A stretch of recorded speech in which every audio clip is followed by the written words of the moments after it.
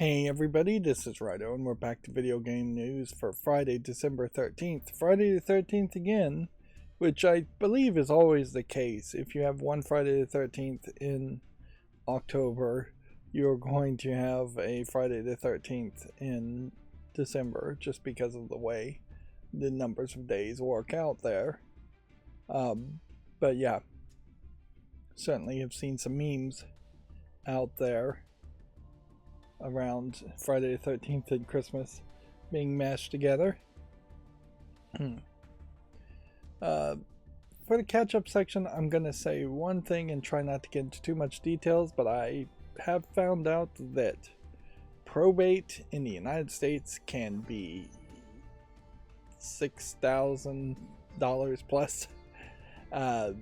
So if you happen to know anybody that is having to deal with that, or thinking that they're going to have to deal with that, and frankly that's everybody, because everybody's going to eventually die, it's crazy that you would have to have that extra cash handed to somebody else, whoever's going to deal with your final accounting after passing. I don't know, I'm not really using the right words here, but and yeah, the only real way I guess you could avoid probate is to, specifically for houses, put the house in the name of somebody else, which for a lot of people that may already be the case, or you may be married so it may just go to your spouse. But yeah. Now cars, on the other hand, same thing. It might be easy to put the car in the name of someone else too. A lot of things like bank accounts, retirement accounts, things like that have payable on death clauses where they are actively going out of their way to avoid probate. So if you can just make sure that when you die, or when somebody dies, they have nothing of any value, you can just ignore it and not do probate and all. But yeah, even one house is going to be a problem, or one car might be a problem. And yeah, nobody seems to really talk about that or tell people about that, and certainly it's unpleasant to talk about end of life or past life accounting, but it's clearly an example of one of the things that should be taught in school and isn't. You know how the joke always is that you should be taught how to balance a checkbook. Nowadays, balancing a checkbook is not even that valuable. Paying the taxes has become more of the joke. So yeah, that's what I've been thinking about and dealing with for the past couple days. That being said, I also did watch bits of the Game Awards, and we're going to have a lot of news about the Game Awards today. One thing I will say off the top of it, the Game Awards is clearly given special permission to do some things that most content creators on YouTube can't do, in that they have this year had no less than 3 simultaneous live streams all going at the same time on the same channel, and there's just no way to do that for your average content creator. If I started another live stream using OBS right now going to YouTube, it would reject it almost certainly and not actually have it stream. One of their most ridiculous live streams, some of them kind of make sense, like ASL, American Sign Language stream, but honestly that really should just be a visual layer on the same stream, and that highlights some of the failings of YouTube, is that you can't just have alternate video angles or alternate camera angles like you could back even on DVDs. Even maybe some of the CD videos had that kind of functionality, although it wasn't used too much on DVDs as far as alternate camera angles and stuff. But But then the most ridiculous one was a vertical live stream that did absolutely nothing with the top and bottom of the screen. It simply took the landscape video of the regular live streams, put it somewhere in the center, and then had a static image at the top and a static background at the bottom. There was no text there, there's no extra information, the video wasn't being reframed for that. Now, if you were going to do something like that properly, you would have a camera director shooting the whole film, the whole experience in such a way where they were panning and scanning live to make sure the most important information always was in that that portrait perspective. But yeah, that would be incredibly difficult to do for very little reasons. Plus, this is a vertical live stream, but it's going well over 3 minutes, at least an hour, probably 2.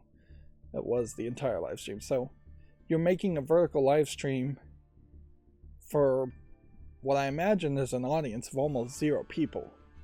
I don't know how many people want to watch an hour-long Game Awards presentation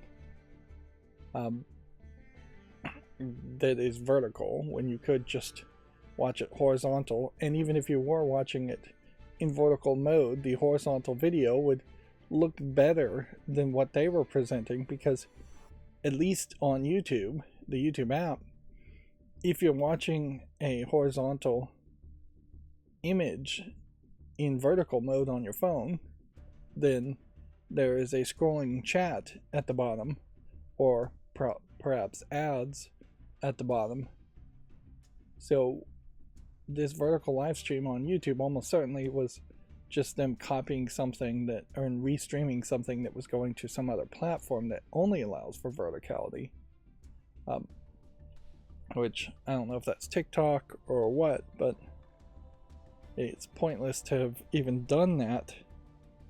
If you were actively trying to watch the Game Awards last night, there would have been so many different options. I could see a good percentage of people, 2-3% of people, just getting confused and clicking on a long video or not watching any of them at all.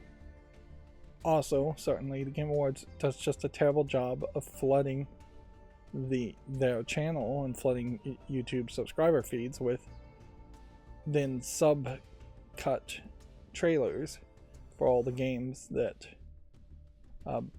they just showed, which just makes a whole deluge of videos that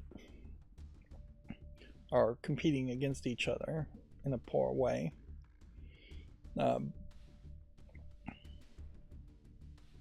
Then we'll get into more detail as we start to cover it, because I think Gamatsu in particular has an article for almost every game announced.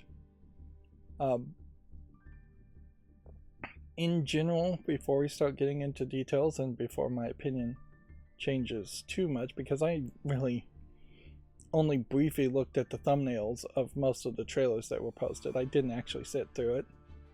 It feels like it was a fairly safe year with not many announcements of anything particularly new feeling, and it definitely feels like, once again, it is not particularly focused on anything that looks like it's coming from Japan as far as games being announced, although there were a couple of mobile games, and it does feel like maybe the push for mobile games is going up. Here we can see Marvel Rivals still getting a good audience, although it is 120,000 concurrent players lower than from its peak. That's not super surprising though. I'd also say the Game Awards still really hasn't learned their lesson about having stairs all the way wrapping around the front of the stage, although I don't believe there was an incident this year. It just feels like that should never really be the case. that somebody could just run up there from the front. Plus, I don't even think that looks particularly good. They probably aren't even showing it on the feed, but just to the audience, seeing winners of awards turn their back to the audience and climb upstairs seems silly, when the obvious solution here would be to have stairs on the sides of the audience and the floor, and then winners would be asked to anybody who was potentially nominated even for an awards would be moved into temporary seating on the sides, and then the winners would be like on one side or the other, and then they would get up and walk upstairs on the side where the cameras aren't pointed, and then they would come on to stage from the sides. And then they would leave the stage going back the way they came, and then they'd go back to their regular seats. Yeah. But yeah, they don't do that for some reason. They haven't figured that out. The whole presentation still definitely feels, as far as the Game Awards, as it is 80 to 90% advertisements with some kind of ridiculous occasional orchestras, or I believe now I've forgotten his name now. Snoop Dogg. Yeah, I believe Snoop Dogg did a performance too, so they're perhaps expanding on that, because certainly Jeff Keighley, in previous years, it has come off as more elitist as far as the kind of music, just a high orchestral, weird type music. When in reality, if you really were doing like a People's Awards, it would make a lot more sense for there to be pop people and rappers in particular singing the songs or doing presentations around video games. Yeah. But yeah, my opinion may slightly change once we start getting into the details. As far as what people are playing, it doesn't seem like too much has changed according to SteamDB, which no real reason to expect it would, other than Marvel Rivals doing well. And certainly my chart here, I don't think it's going to change for quite a while. Although we can notice that Deadlock has dropped. And see, that I haven't even been marking that, but all of a sudden now we have Deadlock much lower, because it was around here. And that is something that I feel like is an accurate representation, certainly, in that Deadlock had some enthusiasm as a beta game, as a game that's not released yet, but it's not keeping momentum now. It's not getting constant updates. Deadlock very much feels like a game that was actually leaked instead of a game that was fake leaked and that had a whole year-long publishing plan where they would constantly add updates and while in beta and keep people's attention and try to grow a huge audience while still claiming to be in beta. The Valve News Network guy, Tyler McVickerson, teasingly puts out something that labeled Half-Life 3 on his videos every time in the title. It has Half-Life 3. So he questioned whether Half-Life 3 was going to be announced at the Game Awards, which I think there's a zero chance that would ever happen. I think Valve would make their own personal announcement on a separate day where it didn't have to compete, nor do I think Valve really would want to do anything with the Game Awards. Notably, this year, I didn't even see any Steam Decks being given away. So for the past 2 years, in the middle of the Game Awards, they were giving away Steam Decks to viewers. I didn't even hear anything about that this year. So if anything, it seems like Valve doesn't need the Game Awards, or isn't continuing with Jeff Keighley in the Game Awards. Which I still would like to see Steam Decks given away, but perhaps the Steam Awards themselves is a better place to do that from their own website. Or just random giveaways of the Steam Deck throughout the year might make some sense. Plus, they're already selling refurbed OLEDs now, so they are reducing the price for everybody instead of giving away one free one to one person every now and then, which is more helpful overall. Yeah. As far as Steam's front page here, we have a Bandai Namco publisher sale going on, and I bet we're going to scroll down the front page and not see anything at all about the Game Awards. Well, I guess I was wrong. Well, happy to be proven wrong so quickly, I guess. Better to be wrong for a short time than for a long time. So yeah, it is the third link, and we will look at that. And this may prove me wrong again, in that they may have been giving away Steam Decks and I just didn't pay that much attention to it. Yesterday in particular was not a very productive day. I just needed a day off to refresh myself mentally.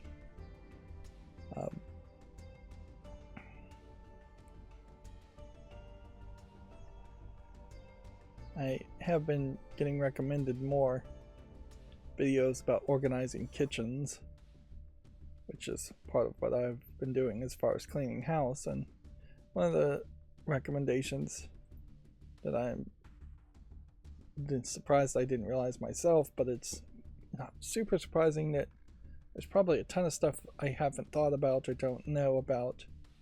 And sometimes just having somebody say something even somewhat basic can be something for me that has gone over my head. But one of the suggestions was to put dishes that you're using the most in the cabinet that is closest to the dishwasher. I'm like, oh, that's not the setup I have right now at all. And so yeah, when I start to think about it, even for somebody with bad feet like me, that there's a lot of extra steps that I've been taking just when doing dishes, like 2 or 3 extra steps per dish to put it up in the cabinet, just because it was in the wrong cabinet. Yep. And so yeah, I probably still have a lot to learn as far as cleaning house, and the best I can hope to accomplish, I think, right now is that I'm just going to get rid of a ton of stuff, and then eventually that is going to leave me to start getting into the finer details about where stuff is in particular. Yeah, and my kitchen in particular is a nightmare. It is way poorly designed, way too small. So every single square inch needs to be evaluated and thought about.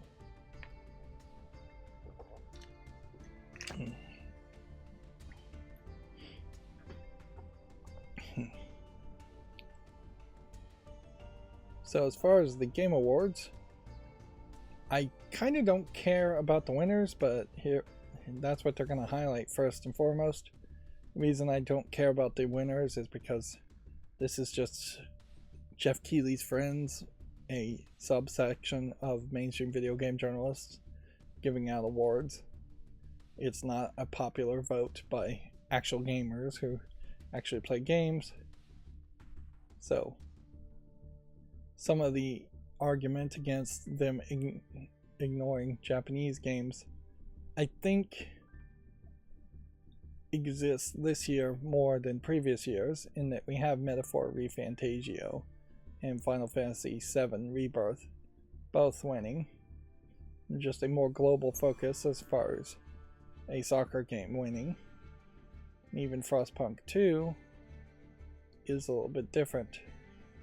Remember, it is also worth pointing out, though, for 2024, that United States focused AAA games not really getting made. Even things that are owned by Microsoft, like Hellblade 2 here, was actually developed by a UK-based company. Prince of Persia: Lost Crown giving almost a concession award here, in that it wins this award, but the team has already been disbanded. I did hear from some other people that apparently they talked about some of the layoffs, and I do feel like the Game Awards in particular should have to put some pressure, is going to have to put some pressure out there for more unionization and for more employee protections, because it is just getting crazy, and it certainly is insane that a game up for an award has already been disbanded. The team has already been disbanded. Balatro talked about way too much to not get an award. Black Myth Wukong, same thing. Tekken 8 feels like that would have probably won Best Fighting Game, just because there's not that much competition. Baldur's Gate 3 makes a lot of sense. Helldivers 2 makes a lot of sense. And then from the winners, we have a new Ninja Gaiden game, which yeah, I guess maybe you would call that a Japanese game. Last of Us Part 2 Remastered, which highlights an issue. Certainly, I can't hover on these things or they're going to glitch. Though, see if we can reload and get that back.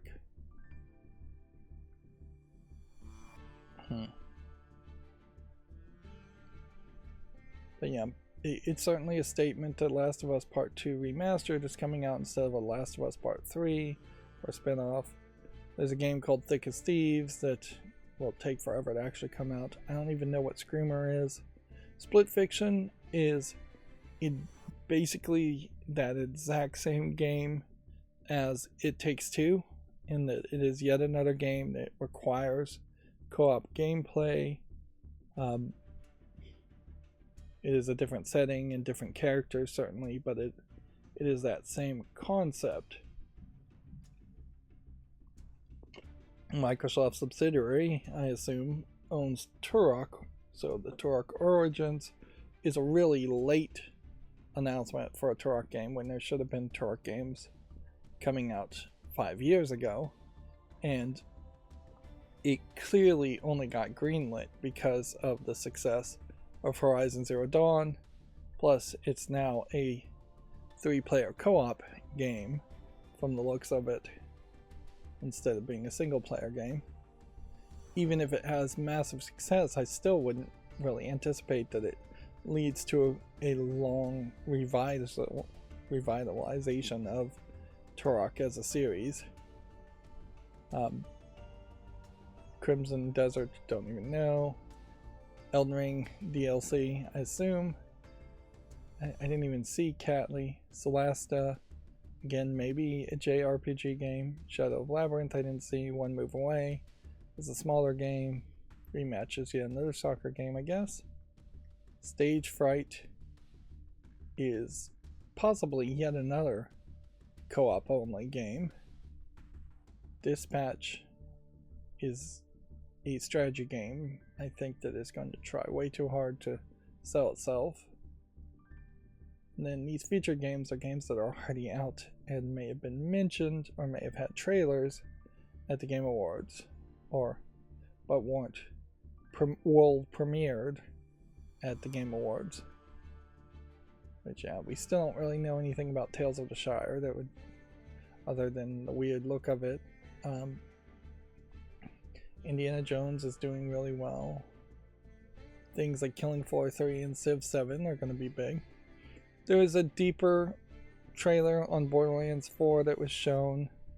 It seems like it's going heavy into robots and more people with mechanical elements to it. And so it feels like it might just become too much of that one theme.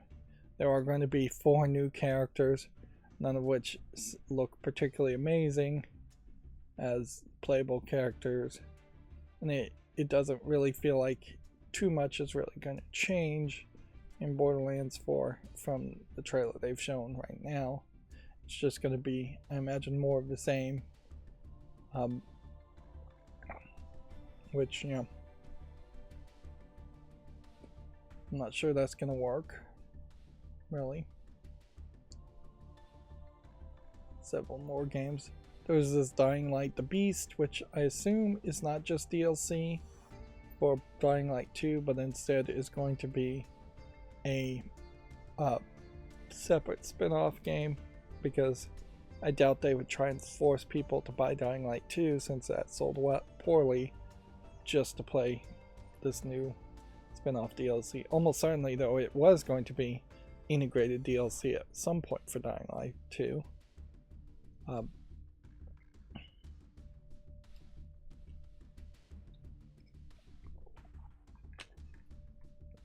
Otherwise, it's not particularly impressive enough to really talk about.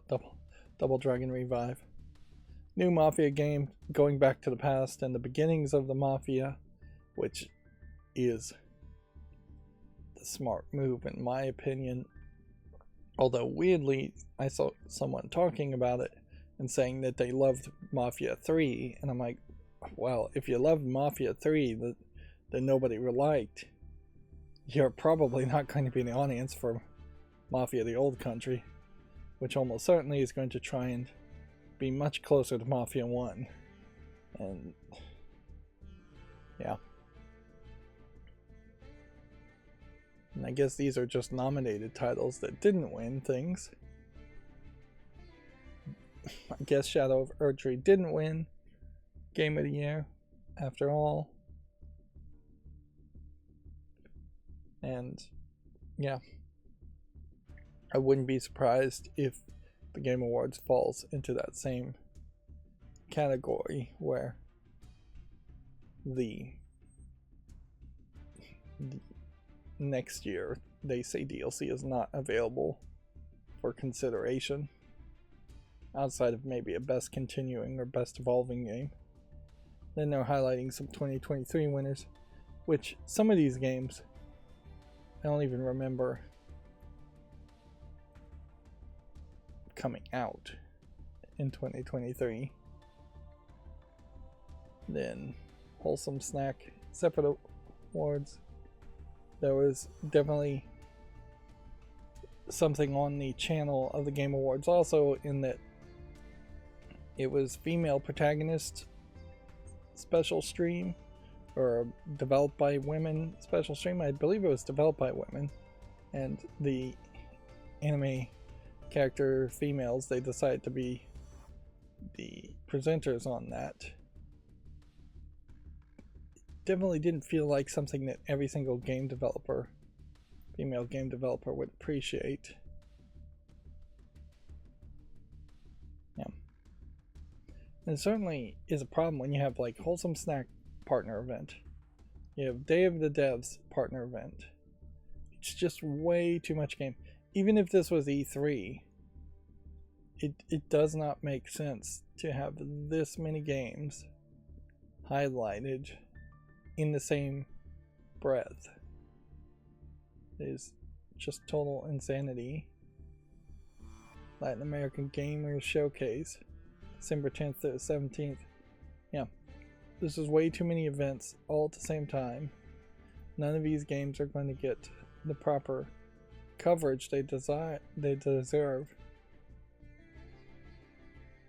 And somebody really needs to just be the adult in the room and sit down half of these small independent character game developers and say, look, just take the L and announce your game in January. It's not that big of a deal. Your game's not coming out during the Christmas season anyways. People aren't going to just wildly scroll down these pages and wishlist all these games and remember all these games when your game is coming out.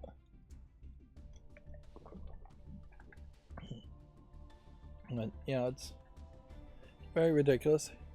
Here's the women-led games, and yeah, I don't know if there is a single female avatar that you could even make for women-led games, but I definitely think a kind of anime-esque, although probably drawn by a Westerner, dual hair colored girl is it. Compare this girl in particular, I would say, to the Steam Delivery anime girl, and the Steam Delivery anime girl is drawn very subtly and not very wild. And there's another one that's not even being shown here that has like deer horns. I think in particular you would just go with a logo. Maybe you would just have a female circle with an arrow sign. Actually, that may be the male sign, I don't even know. But yeah, I think having a human avatar probably sells it better, but I don't know what you can do that would cover all these different developers. And my assumption here on that seems to be echoed correctly when you look at the screenshots of the games that are being highlighted, in that there's just a wide variety of screenshots and animation styles here also.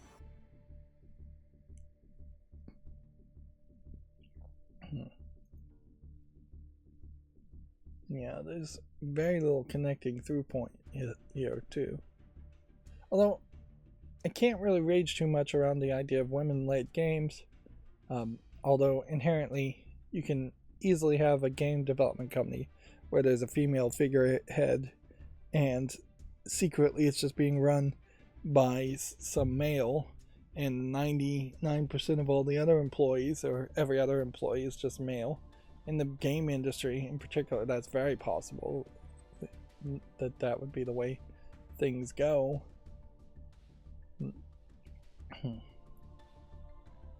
Yeah, same can certainly be said for Black Voices in Gaming. Although take note here that Black Voices in Gaming, just going with a logo, not having any kind of black avatar. Yeah.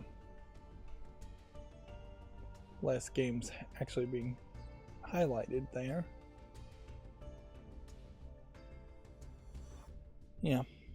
In past winners of previous years, if I haven't gotten around to playing them, which the vast majority of them I haven't, this award season is not going to really push me even further down that direction.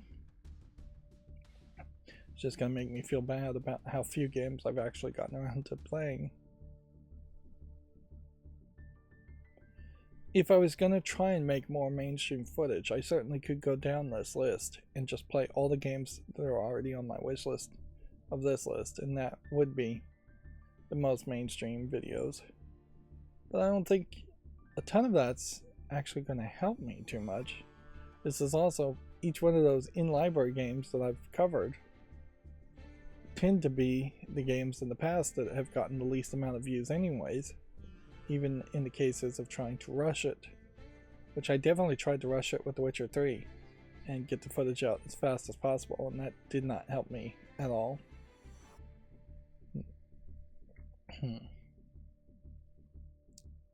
So yeah, nothing particularly too impressive around. Go ahead and put that on the wish list now. That's rated very positively and not in early access.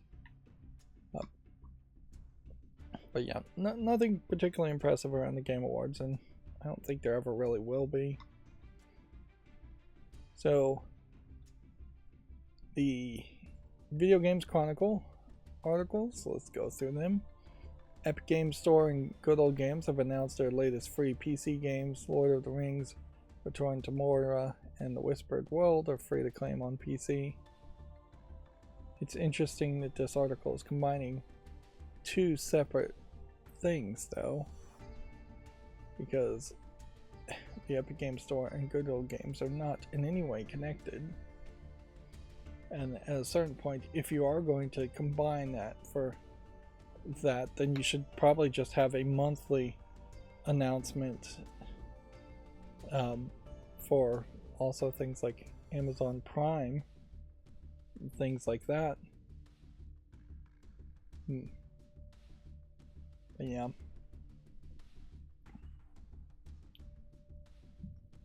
I heard something outside. I'm gonna pull up my outside camera real quick here just to see that there wasn't some kind of major delivery or what. Might actually be raining outside.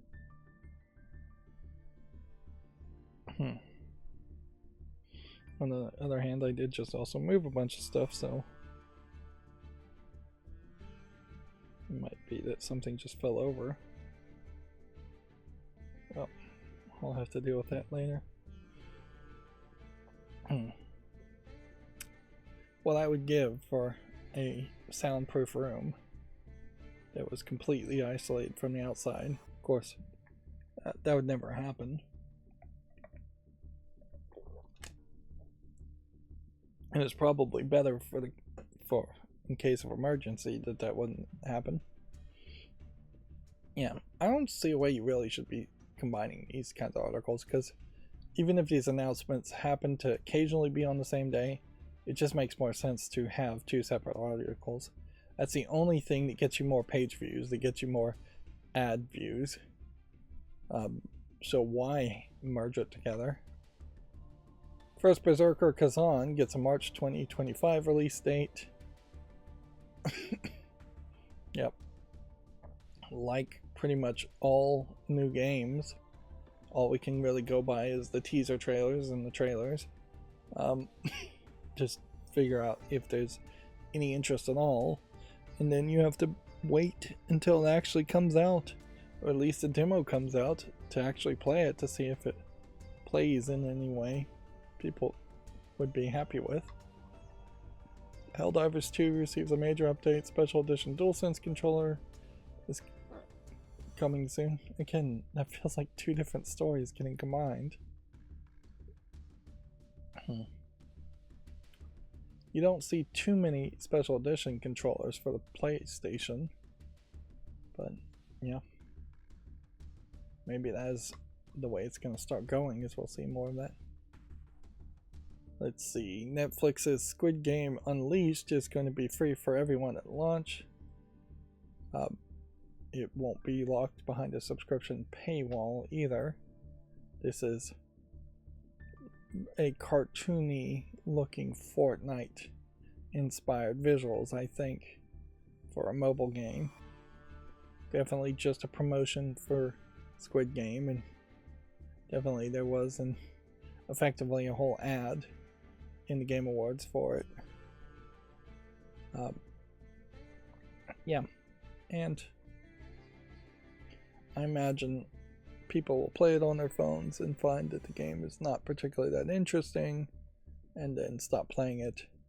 But I don't think Netflix even cares for it to be a particularly successful game as much as it cares that it gets people interested in watching season 2 of Squid Game, which they probably invested too much money into.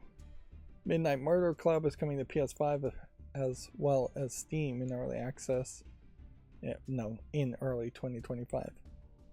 One of the problems with the titles on the videos, when they would put out the Game Awards would put out a trailer, is they would have the title of the game, such as Dying Light the Beast, and then without any comma, space, new line, or anything, it would be capital World Premiere.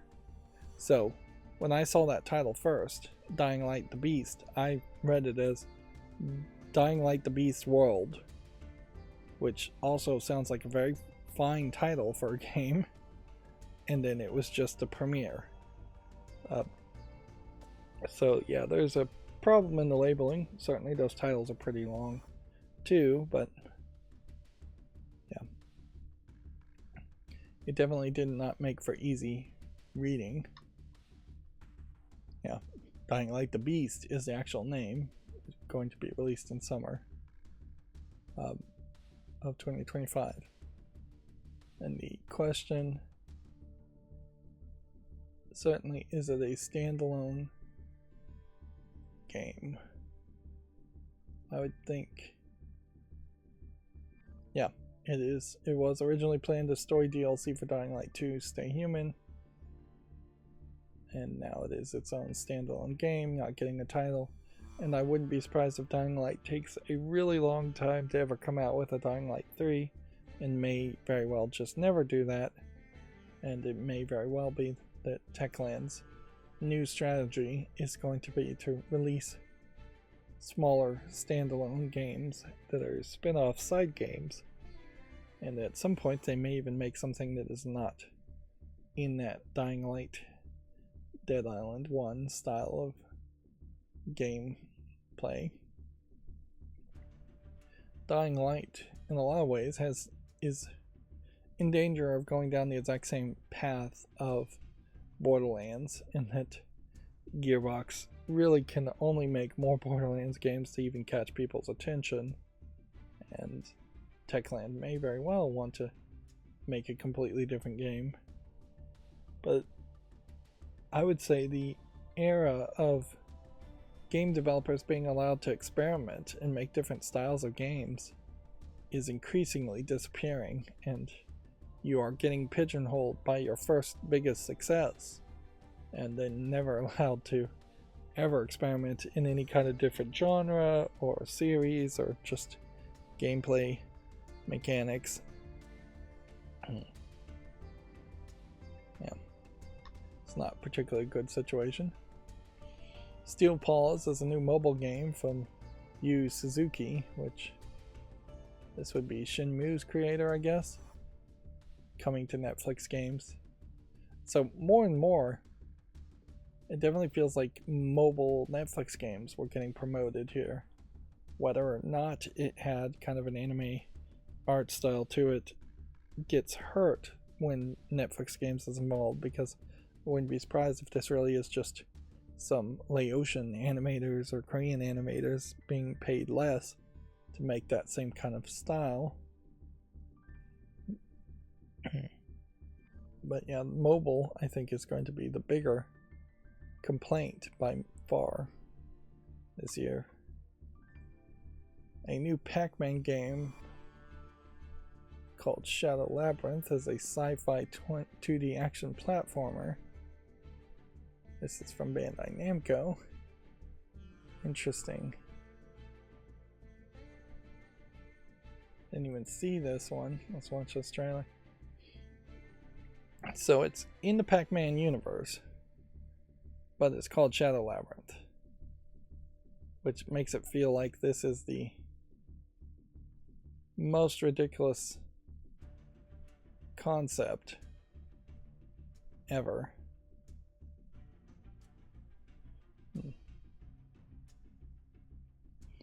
Yeah, I think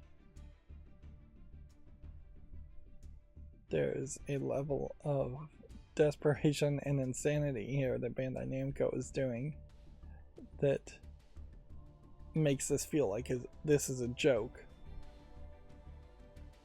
Like it definitely feels like if you were going to even take this general concept of having a Pac-Man-like device, you would have to set it like it was some kind of robot or toy or something that was just inspired by Pac-Man, not an actual Pac-Man. It's crazy. And I wouldn't feel good about a big glowing yellow Pac-Man in this game. I definitely would expect it to have a skin to be in a darker art style to match with that.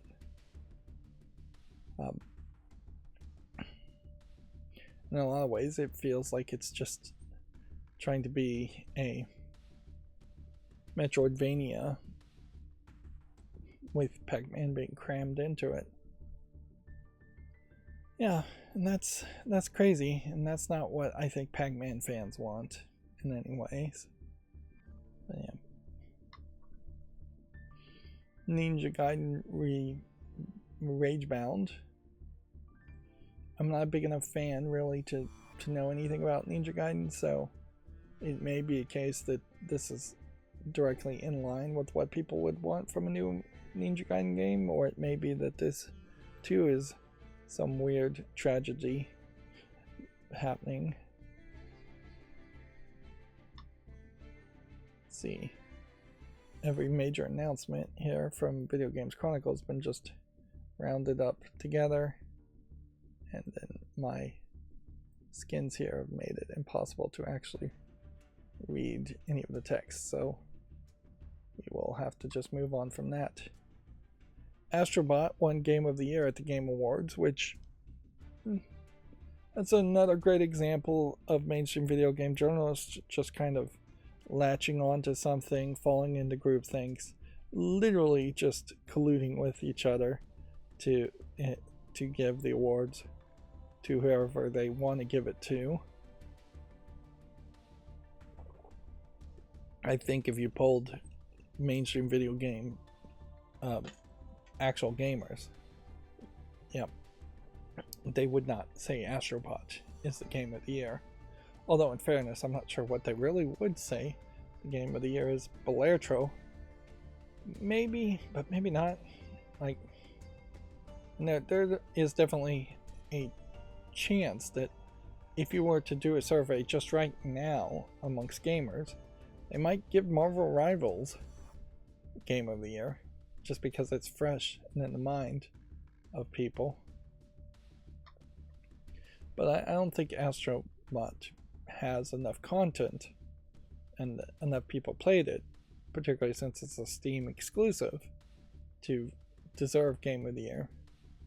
And I guess it's been a long time since anybody has made the argument that game exclusivity games should not be in consideration. But yeah, all those Xbox gamers, which apparently are nobody amongst video game critics, definitely wouldn't be saying Astrobot is Game of the Year. All the Nintendo gamers out there wouldn't be saying that. All the PC gamers wouldn't be saying that. You'd think that those three audiences combined at least would offset PS5 exclusivity. Naughty Dog announced a game called Intergalactic to Heretic Prophet, which Heretic Prophet didn't really show anything particularly special or unique, other than they've got this head shaving badass female protagonist. Hideki Kamiya's new studio Clovers is working with Capcom on an Okami sequel, so it is important to remember, I guess, that Kamiya left Platinum Games last year. Which, speaking of Platinum Games, the spin-off, little girl spin-off of Bayonetta, Ceres and the Porcelain Demon or something like that is the name of it. I saw that on sale for Slick Deals for the Nintendo Switch, and I'm like reminding myself, oh yeah, that game came out. And that game came out maybe a year or two ago, and it's already been completely forgotten in my mind.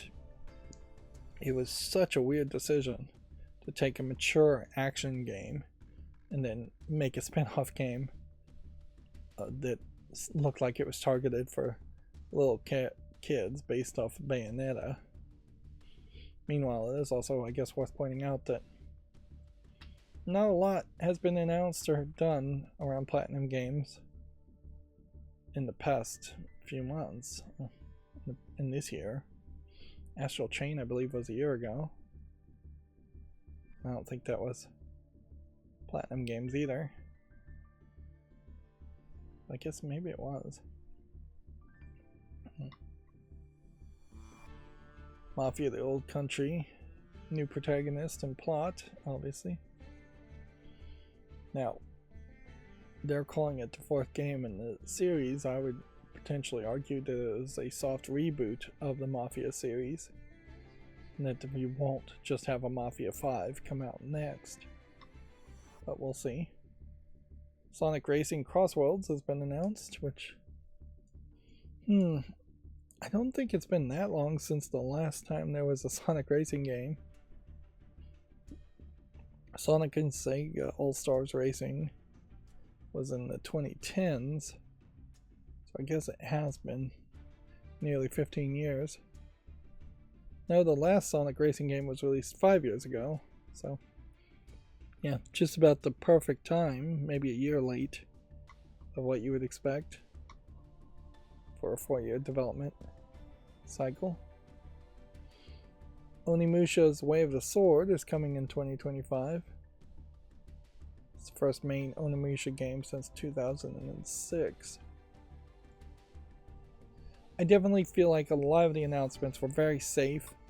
Let's make remakes, let's make continuations, let's make sequels. I don't feel like even the new things that were announced are particularly experimental. I think we probably should be ready for a new focus, a new theme. I don't know if that's pirates or cowboys or back to war or something new, but yeah. Overall, it does kind of just seem like it's more of the same.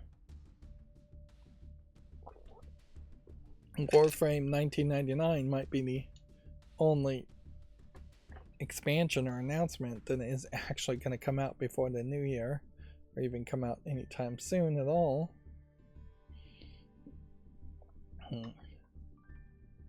Third-person Turok game, Turok Origins, is in development.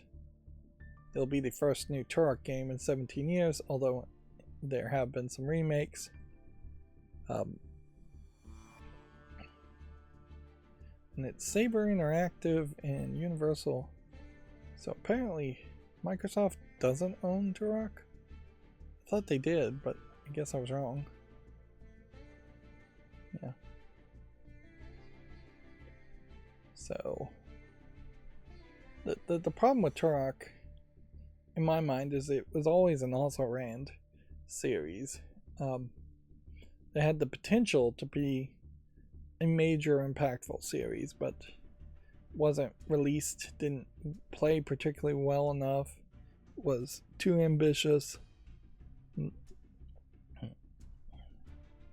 yeah, the long 17 years of lack of support for the series has hurt it severely, and clearly it only got greenlit because of the success of Horizon. So I wouldn't be surprised if this was secretly in development for the past 5 or 6 years, and just now have they gotten to a point where they're ready to even announce that it's in development. So I wouldn't be surprised if this is a project that's going to be close to 10 years long, if anybody actually admitted to that. Let's see. Ruga Gotoku reveals its latest game called Project Century. It feels like a Like a Dragon game from what I could see.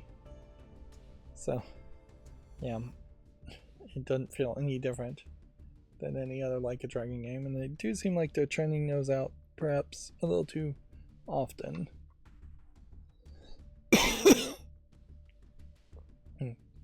There you are. The same company is also making a new Virtua Fighter game. And this trailer I didn't find very helpful at all as far as actually showing much. But yeah, I don't know of a new Virtua Fighter game is really going to knock the socks off of the fighting community or any other gamers at all. Gearbox showed off the first Borderlands 4 gameplay, and this is exactly what I wanted, just to kind of highlight. Here's your 4 new playable characters and protagonists here, and just kind of highlight what I feel like is fairly dull visuals. It does seem like they are going heavy into diversity, or at least people with tan skin, but everybody seems to be covered in a decent amount of more metallic armor and robotic type feeling as far as how the characters go. This female character, feeling maybe a little bit more cyberpunk, feels very much also still like a Mad Moxie ripoff, to the point that she even has a tattoo on her breast in the same way that Mad Moxie did. Although maybe she's just yet again the newest siren, which is very possible. Then she has just like this metal bra and then metallic belts and robotic leg armor. And then this guy is your heavy guy, and he seems completely ripped from God of War and just a ton of metallic. Even doing the God of War, let's show some man nipple things. Metallic cod piece, robotic arm, more robotic legs and armors. Then you have yet another lady of color, which honestly I'm not sure. I'd say maybe this is a white guy, maybe this is supposed to be a white woman, but I wouldn't be surprised if she's Latino of some feeling. That definitely feels like a black guy. Which, yeah, you're getting very much deep into accusations of being woke when all 4 characters are minorities compared to the real world. You can see this girl has some kind of tubing connection, more armor on the chest. The whole point of the shields in Borderlands, more robotic leg looking stuff. The whole point of the shields, though, was that you would have just like a shield thing on your belt, highlighting it, and then there would have been a lot more room for fashionable clothing instead of wearing armor.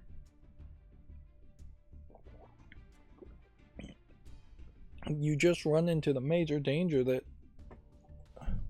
either in a sequel or just based on different armor being equipped, all of a sudden every single character is just going to be in full sets of armor and not visible, and that doesn't feel like that leads to the running and gunning and having fun mentality you should be having with Borderlands. But yeah, there's even here you start with this robotic thing on this trailer, and robotic hands breaking a Pandora mask, which my understanding is that Pandora was destroyed after the events of Borderlands 3. And yeah, you have this giant robotic bad guy lady who seems to be controlling more robotic psychos now. And she looks a lot more like the Queen of Blades from StarCraft 2 than what I would expect. And that feels like that is just going to be the full focus of the entirety of Borderlands 4. And then you have this contrasting army of what look like maybe more polished robots, but that seems like that's pretty much it. And even in this, you're seeing entire armies fighting against armies, which is not what Borderlands has ever been about. Then they're showing you several different areas, none of which look particularly that good, and more robots. Yeah. So, yeah, color me unintrigued, certainly from this trailer. Pod racers, as far as flying ships. Claptrap is coming back, guns are coming back. Although, noticeably, only this little section there do they even really show guns. Some of the creatures and animals are coming back. A whip ability for at least one of the characters, if not all the characters, which is straight out of Bulletstorm. And then you have a robotic vault gate being charged up by the guy. So yeah, Claptrap already being an annoying robot. Borderlands 4 feels like it's just going to be full of more annoying robots. And I don't know what you really do to change it up. I think you perhaps are failing horribly in that if you've destroyed Pandora, which was a desert planet, and you were already on a different planet on Borderlands 3, you probably should just go with a much more natural feeling planet for Borderlands 4. A lot more trees, a lot more grass, perhaps not as much like dirt and grime and pollution. Make it a little bit more of a forest planet type experience. I definitely don't see the point of all the armor and the robots. I think that certainly could have been one faction, but it shouldn't be robots versus robots plus Claptrap. It's just crazy. Now, any of these character classes, in fairness, could play great. But I think Borderlands has constantly had a mistake in not letting you go back and play as the original characters, who, really, I would have much preferred to just play as the original characters for each series. Even if you let me play only as one of the original 4 playable characters in Borderlands 1 per sequel, that would have meant that by Borderlands 4 you would have been on the last characters. And that would have been a cool concept too. If you played as the sniper Mordecai in Borderlands 1, then you couldn't play as Mordecai in Borderlands 2, 3, or 4, giving a completely different experience for everybody, but then balancing it out in that each person does have to play as somebody. Or you could have gone with like a Darksiders idea where there was 4 Horsemen of the Apocalypse, and in each game, one of those characters you played as, and the other 3 were just talked about. But we are approaching well over 16 playable characters that really just boil down the character classes and have very little personality otherwise, with the Borderlands series the way they've done it. And yeah, even like Diablo, which is clearly what Borderlands was originally inspired by, has that same problem in that there are character classes. You can name your character, but none of them are particularly unique or special, and none of them really stay around for the next sequel. Wargaming announced Steel Hunters, a free-to-play mech hero shooter, which probably is a niche game, so wouldn't be surprised too much. The Outer Worlds 2 gameplay debuted. This is not to be confused with the Outer Wilds, which the names I confuse more than the actual games, because I actually, in my mind, have not memorized what either one games are. I believe the Outer Worlds is allegedly created from people who worked on Fallout New Vegas and Fallout 3. That's what it just said. Which there is definitely an argument, instead of trying to play Fallout 3, Fallout New Vegas, then Fallout 4, to instead just play The Outer Worlds 1 and now The Outer Worlds 2. A much more modern series with less commitment as an option.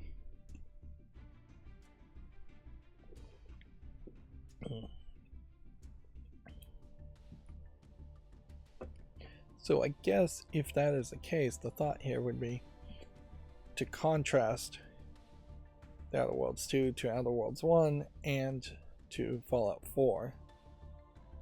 And if all of a sudden there was just a bunch of base building.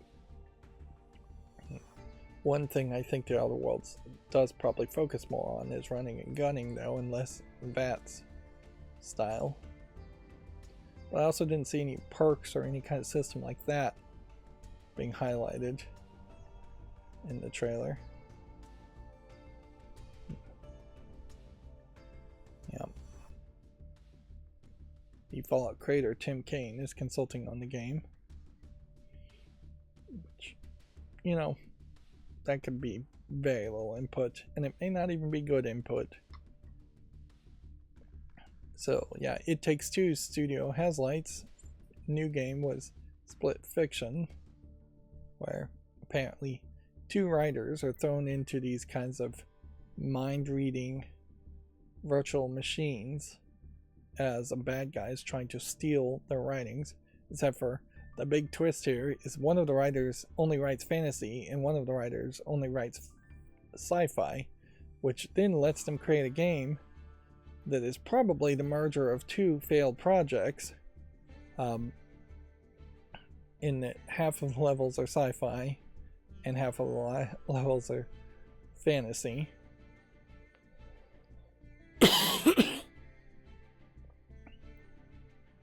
But it does feel like there isn't even that much room for conflict there. You would think a writer, even if it's not their favored genre, could handle themselves perfectly fine in sci-fi if they write fantasy stories.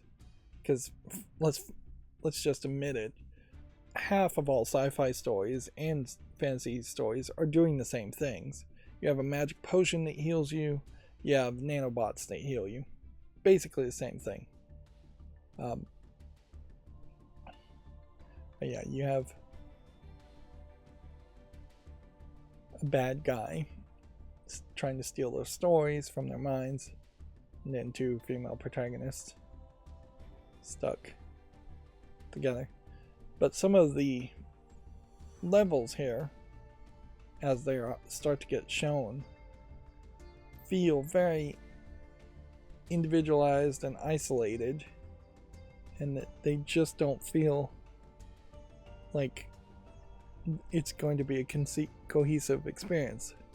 You've got some Panzer Dragoon stuff, you've got running and sliding and 2D platforming, and yeah, I think a lot of this may very well turn into just running from point A to point B. But yeah, the actual gameplay is not one cohesive concept. And they were very enthusiastic about talking about how these story elements progress, because that's pretty much, I think, all they've got, is that they're telling a story, at some point a very weird story.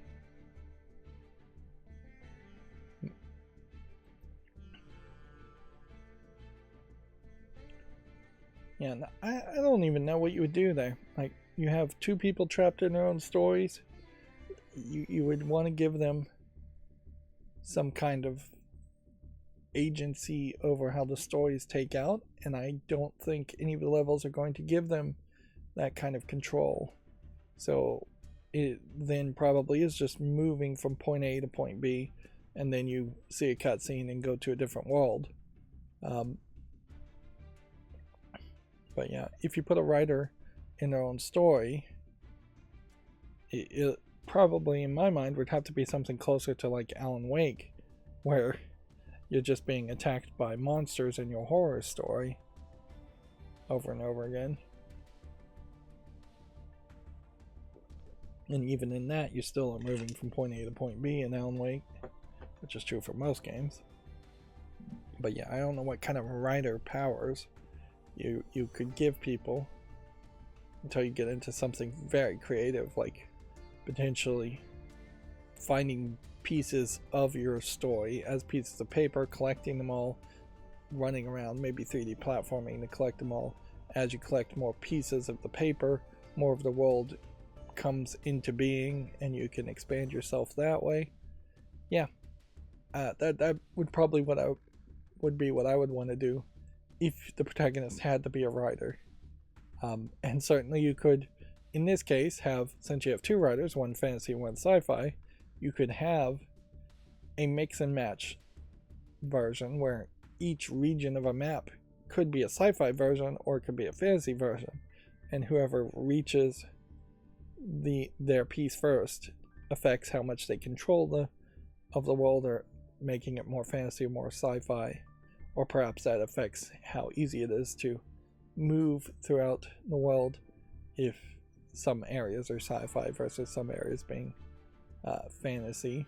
And I definitely would like to see a more open world where there's just this magical border where fantasy people are walking through this magical wall, and then they walk to the other side and they are now in sci-fi garb and just don't even recognize that this NPC has converted themselves into a completely different setting and different world and different appearance. But yeah, that's what I would want to do with that concept. But inherently, Hazelight's goal here is to just sell you basically the same thing you already have been sold, as far as It Takes Two. And that almost certainly is because there was just so much critical acclaim around It Takes Two. When honestly, I'm not sure how many people really played it. Certainly it isn't in the top 100 games right now, as far as I know. And this is another disappointing trailer, I think. The creator of Ico and Shadow of the Colossus, Fumito Ueda, who I imagine might be very old, has a game called Project Robot, the final, which I don't know if it's just called Project Robot or Project Robot. Yeah, I think it's just called Project Robot. That is the final title, which this trailer definitely makes it feel like it's supposed to be set in a distant future of the next Guardian, Shadow of the Colossus. Notice that they're not even talking about the last Guardian, not the next Guardian. But all this really shows is him climbing up this robotic head that looks like it might be a thing from the last Guardian, and then the robot head flying away as some kind of great darkness comes to eat everything. And notice it takes basically 50 seconds before you even start to see any footage, so he's just got nothing there. He gets projected, he climbs to the top of this, so this is definitely Shadow of the Colossus feeling. But even if that was gameplay, that's worse gameplay than Shadow of the Colossus, because you were climbing on the fur more freely of the Guardians. You weren't climbing on yellow glowing ladders.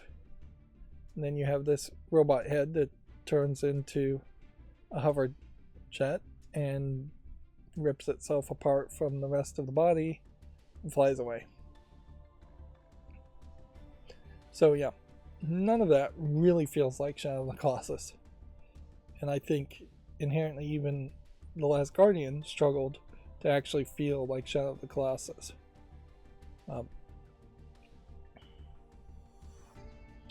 Yeah, his style, I would argue, has not expanded, has not evolved. He doesn't seem like he has a new idea, really, that anybody's particularly that interested in. It feels like he might be decades behind just getting into robots now, when most Japanese people would have been into robots decades ago. Sorry, my phone keeps making noise. But yeah.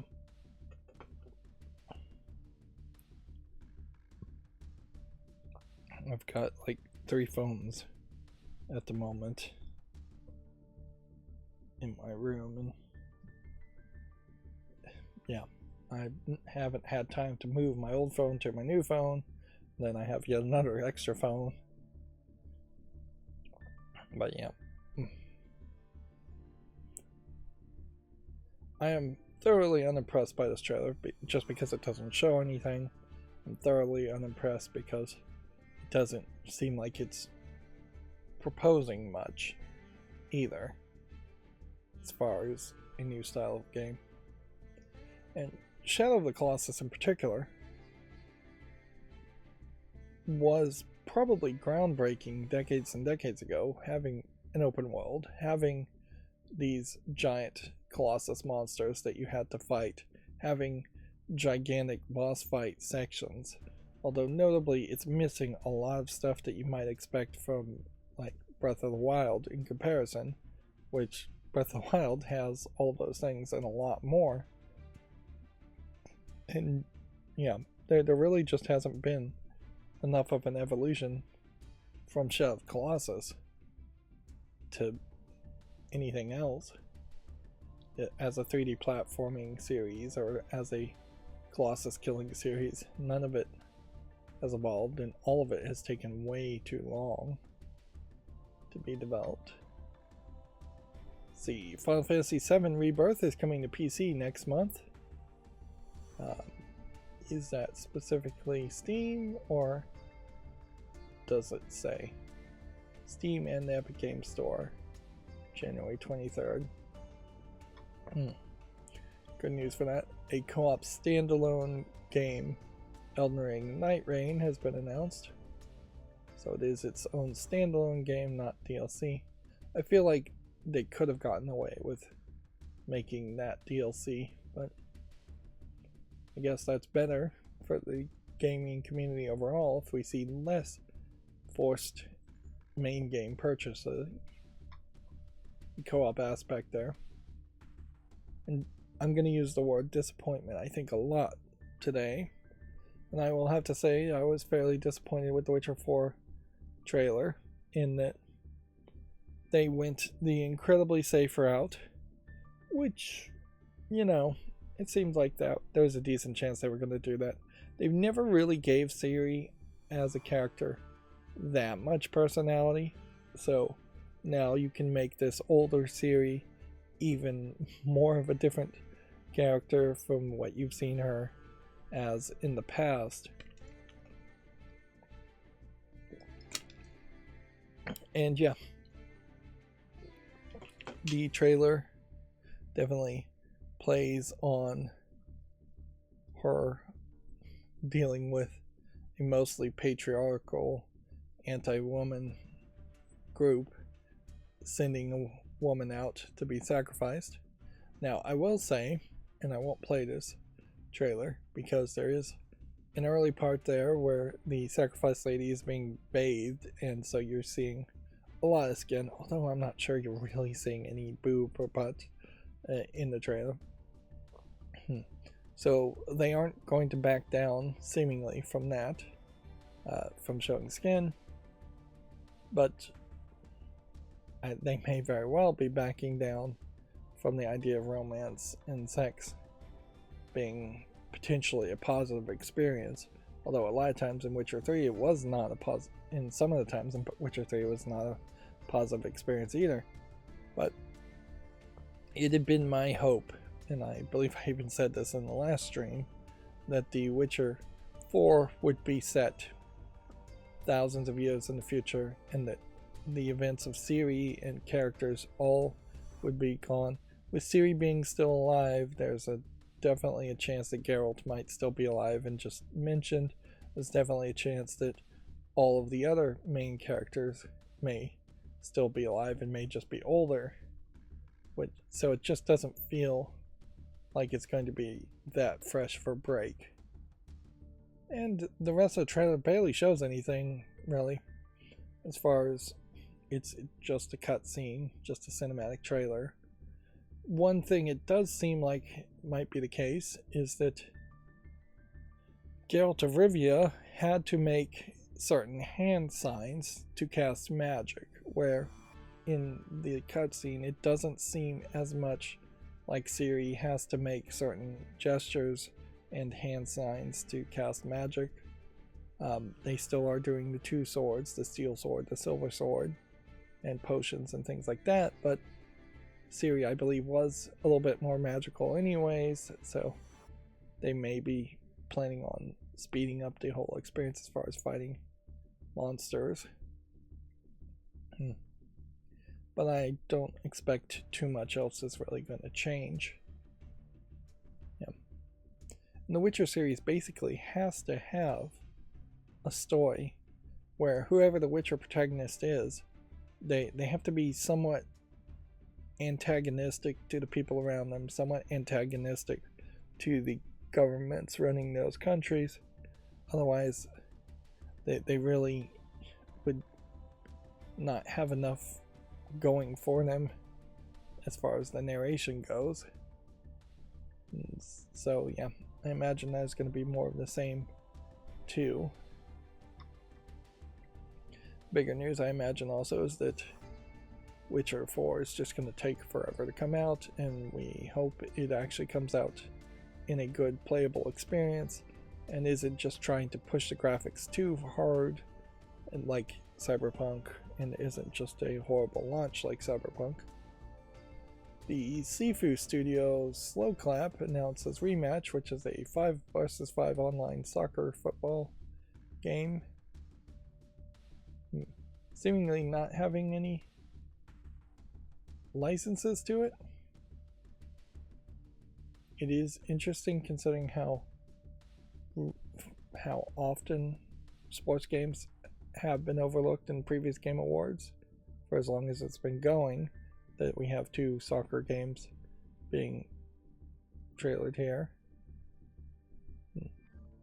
To me, this feels like they've just taken a design cue from, what is that car one where you're knocking the soccer ball into the fence.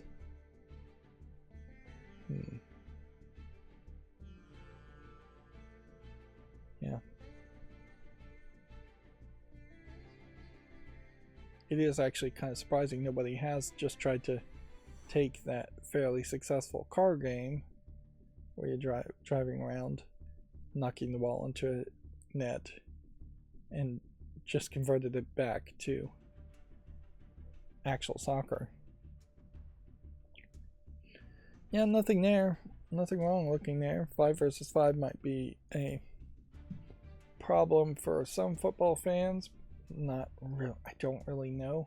I think a lot of times soccer can be 5 vs 5. Soccer, as I understand from Ted Lasso, has weird rules where you can basically have more than 5 or less than 5 people on the field. So keeping it 5 vs 5. That gaming wise might be difficult to find 10 people all wanting to play together. But yeah, nothing wrong with that so far, at least from my perspective, but it certainly doesn't seem like it's going to have the FIFA lineup and the likenesses of anybody famous.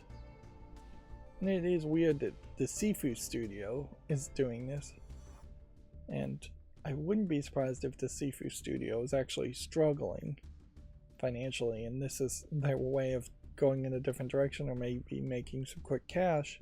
And if this fails, I wouldn't be surprised if this is the last game Slow Clap gets to make. Thick as Thieves is the next game from the Deus Ex and Thief leads, studio other side, which that means that the leads of Deus Ex, I guess the original Deus Ex and Thief, the original Thief, are not working at Bethesda.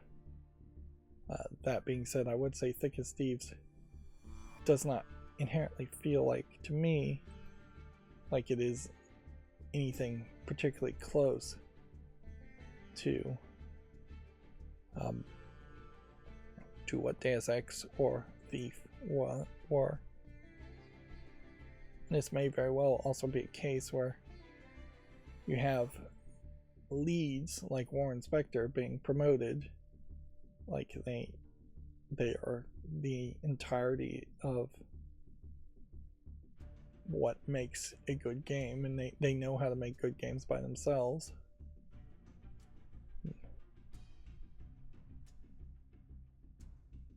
So inherently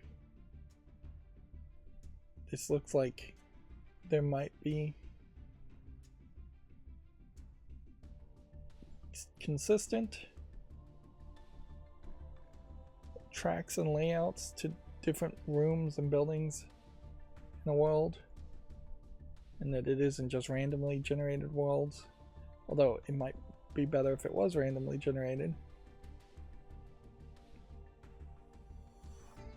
And then there are specific character classes, which one would assume you would do better to not let everybody play as the same character class.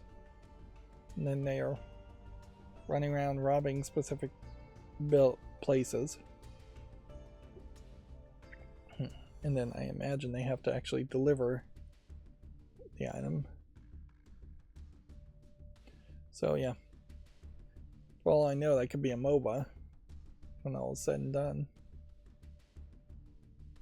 But not a multiplayer online battle arena type game. But yeah, nothing particularly too impressive there from that trailer either. Playing as a thief in particular limits your character classes to some extent. Well, I'm just finding out here through Video Games Chronicle that the Pokemon TCG Pocket second expansion set is releasing next week, which, yeah, definitely feels like it's time. That being said, I have not gotten all the cards from the first expansion set. I have gotten about 1,100 cards overall, and I think I've gotten 220 out of maybe 230 cards, but there definitely feels like there are either special variants I've missed a lot of, and that there are specific cards that I've completely missed. But it definitely feels like time. The solo player event has ended. I got everything done with that. That was like a Venusaur solo player event, leaving really the only player versus player event to happen right now, which is the second event, which wants you to get 5 consecutive wins. And yeah, that's asking a lot, certainly. And that certainly has been one of the things that I've been wasting time on, that and watching a lot of variations on the theme as far as isekai anime series like The Rising of the Shield Hero, and Imminence and Shadow, which are kind of the same concept done in very different ways. I would say Imminence and Shadow is a pretty low effort series compared to Rising of the Shield Hero, although Rising of the Shield Hero does have some red flag weirdness to it too. So yeah, I will certainly appreciate some expansion as far as what cards are available and just some more variety, because it definitely is the case that I'm running into a lot of people who are just playing the same Mewtwo strategy deck, and usually you don't have that problem with long-standing collectible card games where you launch a new digital version of it and there's basically one winning strategy and one winning deck. But it definitely seems like it's the case here for Pokemon TCG Pocket. Um, yeah, there's still a lot of cases where I'm winning and losing based on coin flips, and I don't really appreciate that. Or winning and losing based on luck. I might not be so upset about that had they not required 5 consecutive wins, which would imply the game is going to be completely skill based, which it definitely isn't. Mafia the Old Country trailer leaked online. We don't really need to talk about that since the official trailer is out. Let's see. Plucky Squire gets a brand new streamline mode with less hand holding. Interesting. I imagine that would mean it reduces the number of mandatory tutorials in the game. Well, it's kind of crazy in 2024 to be releasing games with mandatory tutorials to an extent that people are complaining in the first place.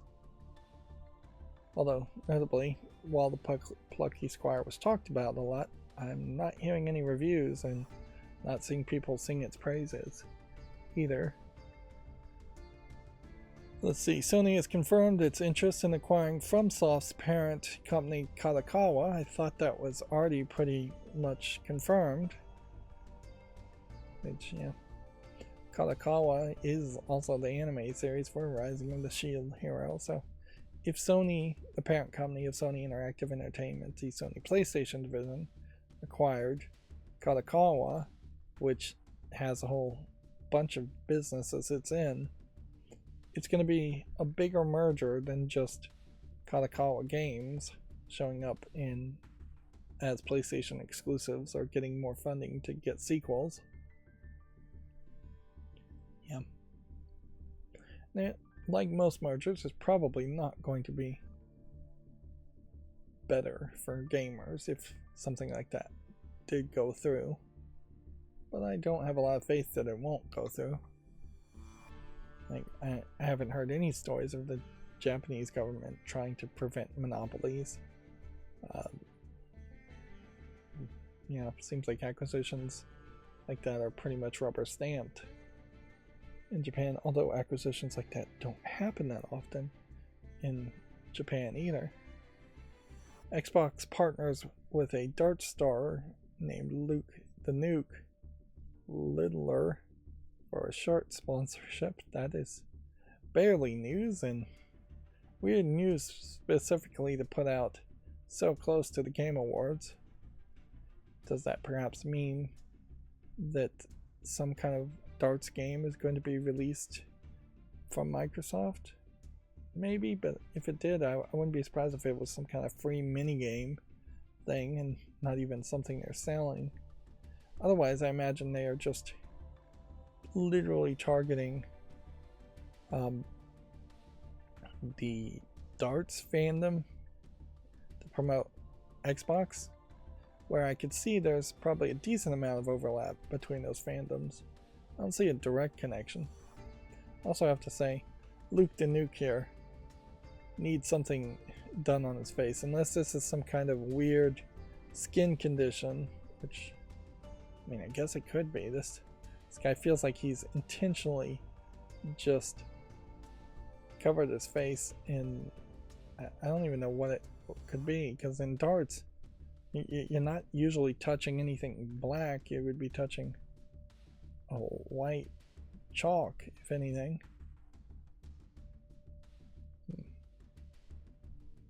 Wonder if perhaps he has some kind of skin condition that maybe that's the reason why they chose him. Yeah. I don't know what that would be other than straight up skin cancer, or just like some kind of werewolfism. It's not literally called werewolfism, but there is a condition where hair grows uncontrollably. I've seen it, though mostly in Indian people. But yeah, it seems like he might have what they used to call werewolfism. Just massive patches of hair growing. Because his forehead here seems like it's got patches of hair growing too. and this odd growth as far as just an imbalance. Although perhaps that is just also the camera and the lighting is really bad, and maybe there is just lighter hair and beard that's just not being seen. But yeah, I don't know how you take this picture and not say, hey, this does not look right.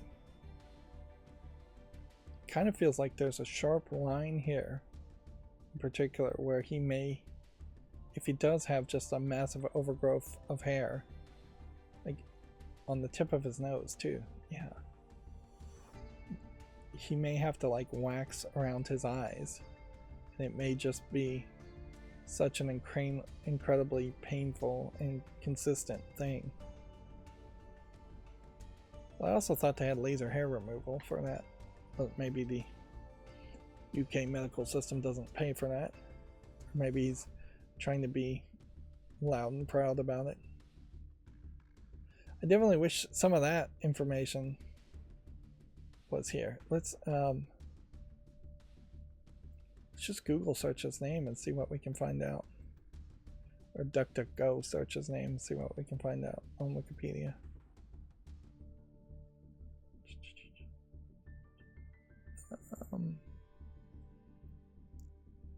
Yeah, that image looks a lot better there.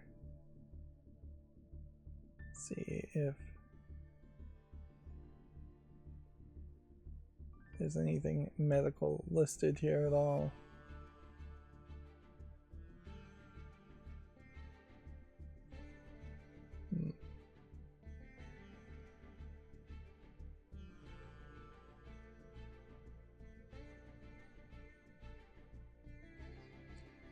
No, I'm not seeing anything medical being mentioned here. I think it literally is just a really, really bad photo.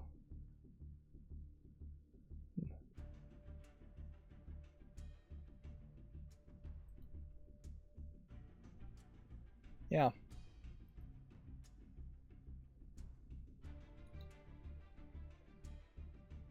Just, if anything, I think that highlights how terrible lighting can go. And maybe a bad haircut, and maybe actually just being dirty. All of which a photographer should point out. Like, that is crazy.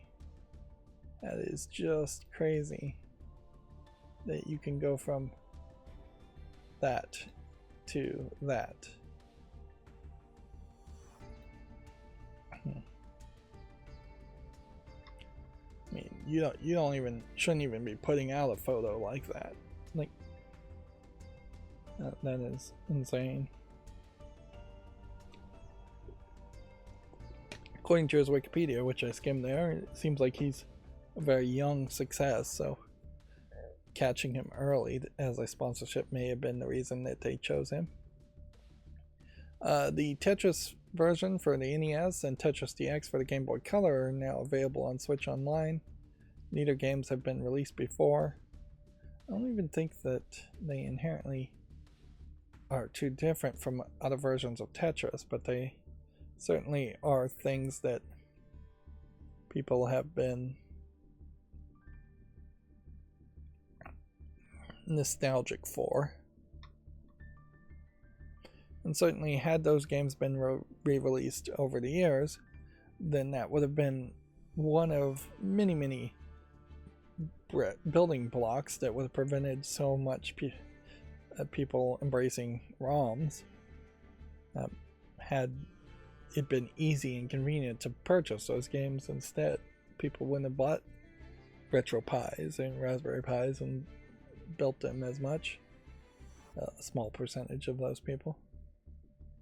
Let's see, the Epic Games Store is giving away 16 free games over Christmas. They do this every year, and even if I grabbed all 16 of them, I would never play any of them on the Epic Games Store.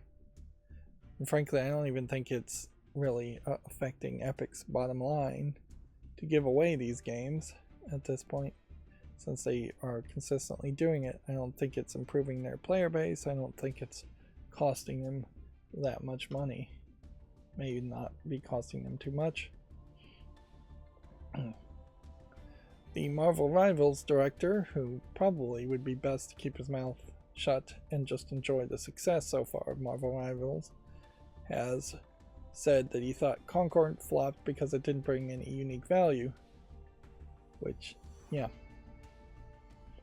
I think, and I saw another YouTuber go down this path too, I think if you're going to make direct comparisons to Marvel Rivals and Concord visually was just not appealing and attractive or intriguing. Marvel Rivals has massive amounts of success there because they are already leaning on established characters that have been designed and polished over the years, even if you don't really know who the characters are. So, yeah.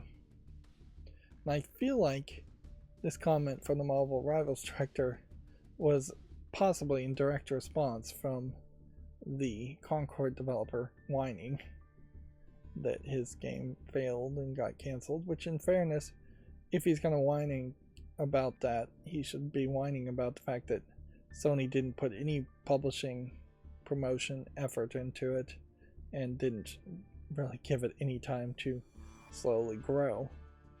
But even at a cursory glance, this character here feels random and weird, whereas this character here is iconic.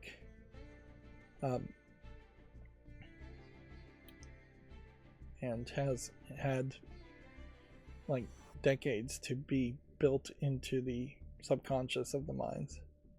Like, if I was to guess, this is some kind of weird alien that maybe is based off of something like a squid or an octopus, although the closest I would compare it to is maybe the Red Skull in Marvel.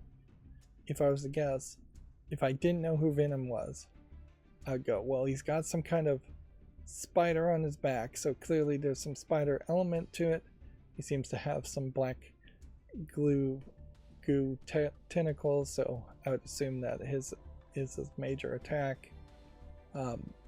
He does look fairly similar to Spider-Man, so I would assume that I could figure out he's related to Spider-Man in some way. I could definitely say he looks very strong and he looks very wild from that character, and even his attack feels strong and wild. This guy looks strong but doesn't feel particularly wild and is just shooting a big gun. This guy in the foreground, or girl, is completely in a suit, and I really couldn't say anything about him other than they have to breathe, where this one seems like they don't have to breathe. Okay, moving on. Xbox insiders can now stream select games they own on console.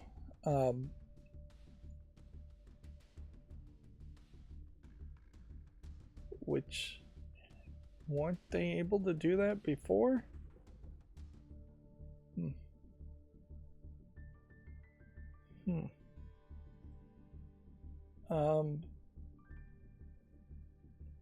I'm confused here. Is this, if you bought the game through the Windows Store on PC, you can now stream it to your Xbox One and Xbox Series X or S?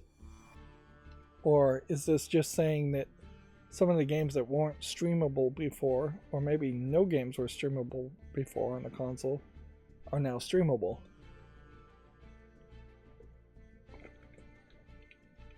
Or is this perhaps them saying you don't have to put a disc in to verify whether you own the game or not?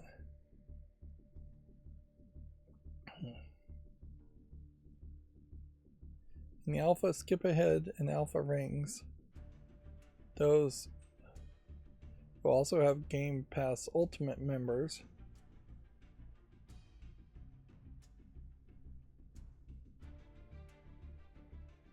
You can play via cloud streaming on PC, phone, tablet, handheld. And so now they've expanded that to also be you can play it streaming on consoles.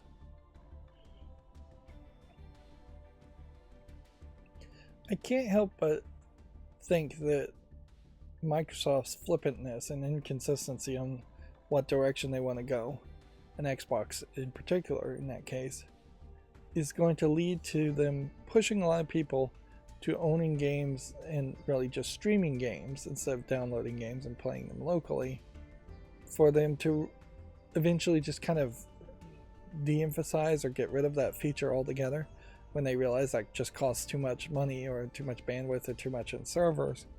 And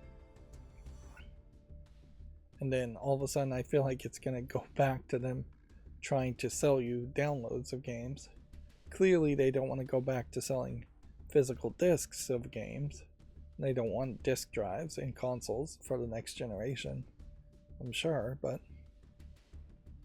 yeah, streaming right now feels like it is just them proposing a solution for a problem nobody has. Although streaming could be nice on a PC or phone, it's just not likely going to be used that often because the experience playing on a phone in particular is just going to be so different.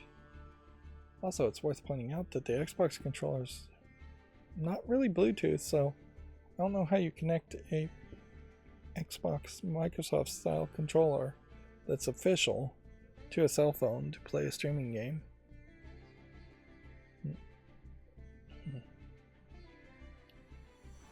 These are all fairly new games that are being shown here, and several of them are somewhat simplistic games, although Cyberpunk 2077 isn't. And that's really where your sales pitch would happen, is we've got the most visually demanding games running on our servers at 4K and highest resolutions possible, and then we're just streaming the video down to you. Star Fox's artist Omega 6 confirms a English release date. Nintendo veteran Takayama Imamura, its new game has been confirmed for the Switch, which, yeah, this definitely feels like an old school 80s, if not 70s anime style that just does not feel like it really has a place in modern animation. And yeah, this doesn't really feel particularly Star Foxy either.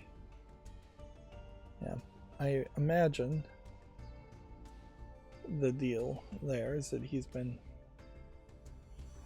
working with Nintendo, and Star Fox 64 with its 3D polygons in particular was definitely going to be a different direction to go. And this one screenshot just screams some heavy influences / stealing. You effectively have Bender from Futurama here. You have a Klingon, I believe Klingon bird of prey from Star Trek here. You have a generic fighting guy, and then a generic hooded samurai guy, generic fighting girl, fox-like creature, insect-like creature from Ninja Turtles, one of the Ninja Turtle bad guys. Big forehead anime girl over here, which, yeah, that forehead is way bigger than the other two characters.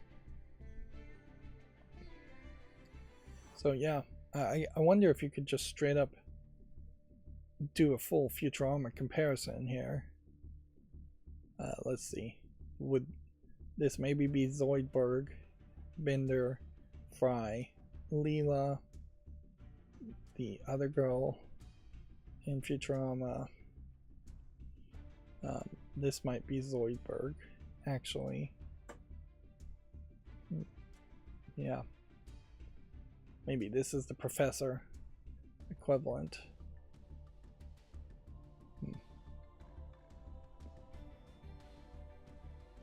Yeah. There's some fairly obvious direct connections to Futurama. Although in fairness, I guess Futurama is doing very generic, stereotypical, prototypical characters too. And there is a fair amount of difference here too. None of this feels like Star Fox, however. The new Donkey Kong Country Returns HD trailer shows off co-op and modern mode. I think this might be an older story. Even if it isn't, it's not a very relevant story now in the face of all of the Game Awards announcements, which are overwhelming, and we've gone nearly an hour and 50 minutes and we still have 3 more Video Games Chronicle headlines. Now the good news is once we get into the Komatsu headlines and everything else, there's a decent chance it'll be a lot of redundancies and we may burn through the news fairly quickly, but this is going to be a slower experience, to say the least. Let's see. December's PlayStation Plus game catalogs and classic titles were revealed. Sonic Frontiers, Forspoken. Forspoken actually came out, come to think of it. Didn't succeed. Rabbids Party of Legends and more joining PlayStation Plus.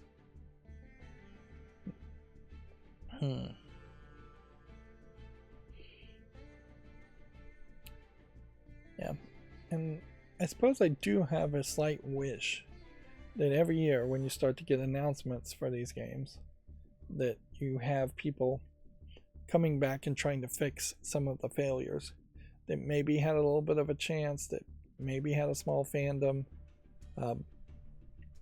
but it's never the case.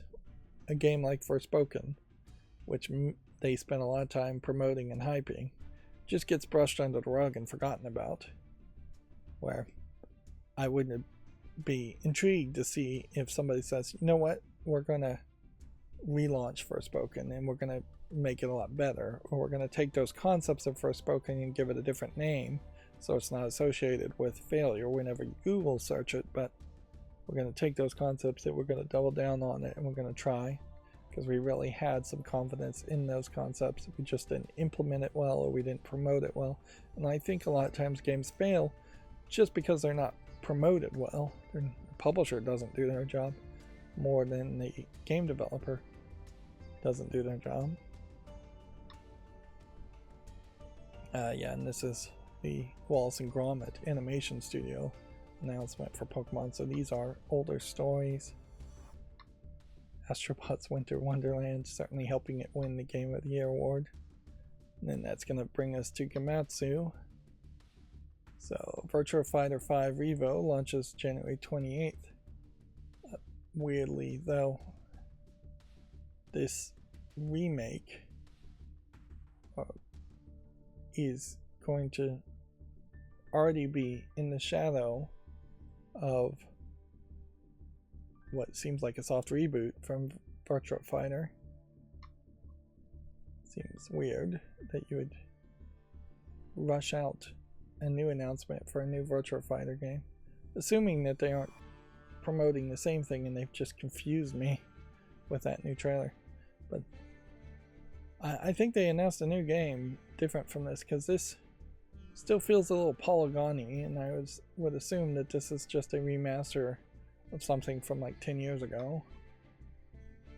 AI Limit has been delayed to March 27th, 2025, which this may be the twist that we'll start to see from Komatsu in particular, which covers more Japanese games, is that all of a sudden we're going to see a lot of Japanese games move out of the way of the announcements that were just made, although I imagine it will take a few days before that happens.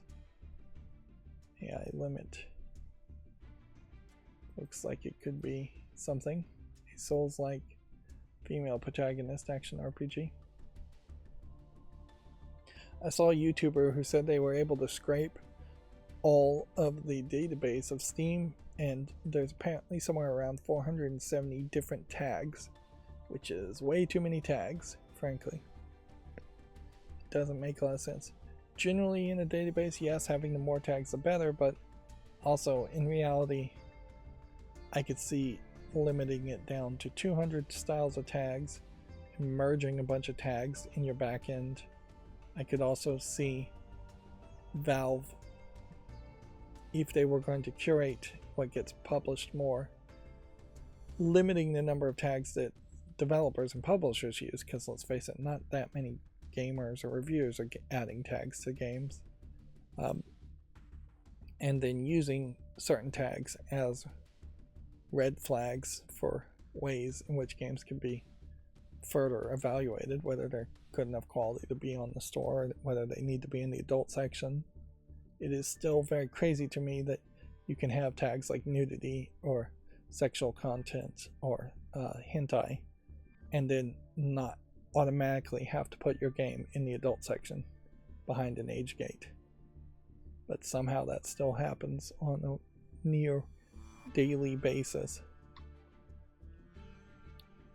Yeah, we don't really need to go through all of the game awards. Even the nominations definitely didn't feel like there were going to be any major surprises there. If anything, I guess Metaphor ReFantagio getting the best narrative is somewhat surprising. I could see them giving it to Senua's Saga Hellblade, or maybe even Silent Hill 2, although they are certainly between a rock and a hard place because 3 out of the 5 games there are Japanese companies, Atlas, Sega, and Square Enix.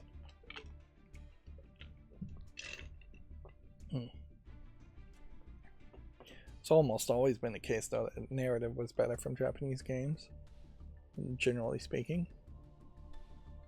This isn't a particularly good layout here in that it's only slightly brighter, and that might be my fault for how I've changed the way this page looks.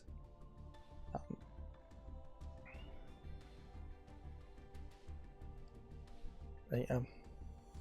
As far as actual humans getting an award, best performance goes to Melina Jorgens. I believe it's how you pronounce that, for Senua's Saga Hellblade 2, although it doesn't even say what character she voiced or what main character she voiced. It does seem weird. If you don't want to gender it and go have a best male performer or best female performer, then they should probably give out at least 2 awards for best performance, or best performance runner-up awards. In fairness, best performance runner-up would be interesting, but inherently I kind of feel like the SJWs that are the judges of the Game Awards are always going to give best performance to a female actor, and over time there's going to be like 5-10 years straight in which no male actor has ever won an award. I don't even know what Prince of Persia: The Lost Crown did as far as accessibility goes. And Games for Impact gave a Neva, which is a game I don't recognize.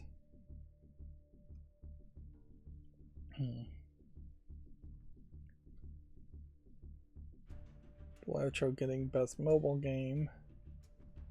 Batman Arkham Shadow getting best VR augmented reality game, which I believe Google just announced a new augmented reality headset in partnership with Samsung,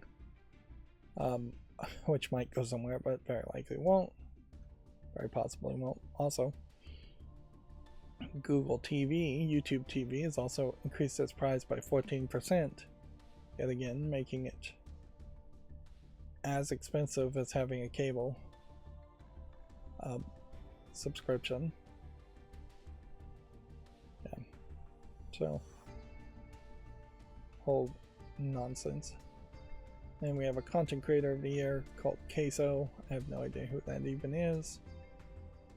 An esports people that I imagine I won't really recognize, although Faker is recognizable.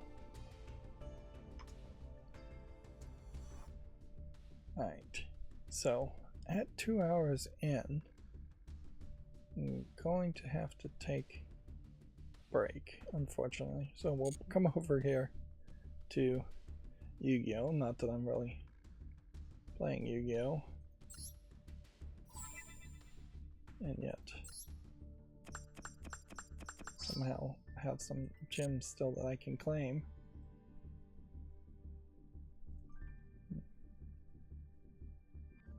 Alright, so I'm going to pause the recording and then take a bathroom break, and then I will be back in like 20 minutes. Okay, I'm back.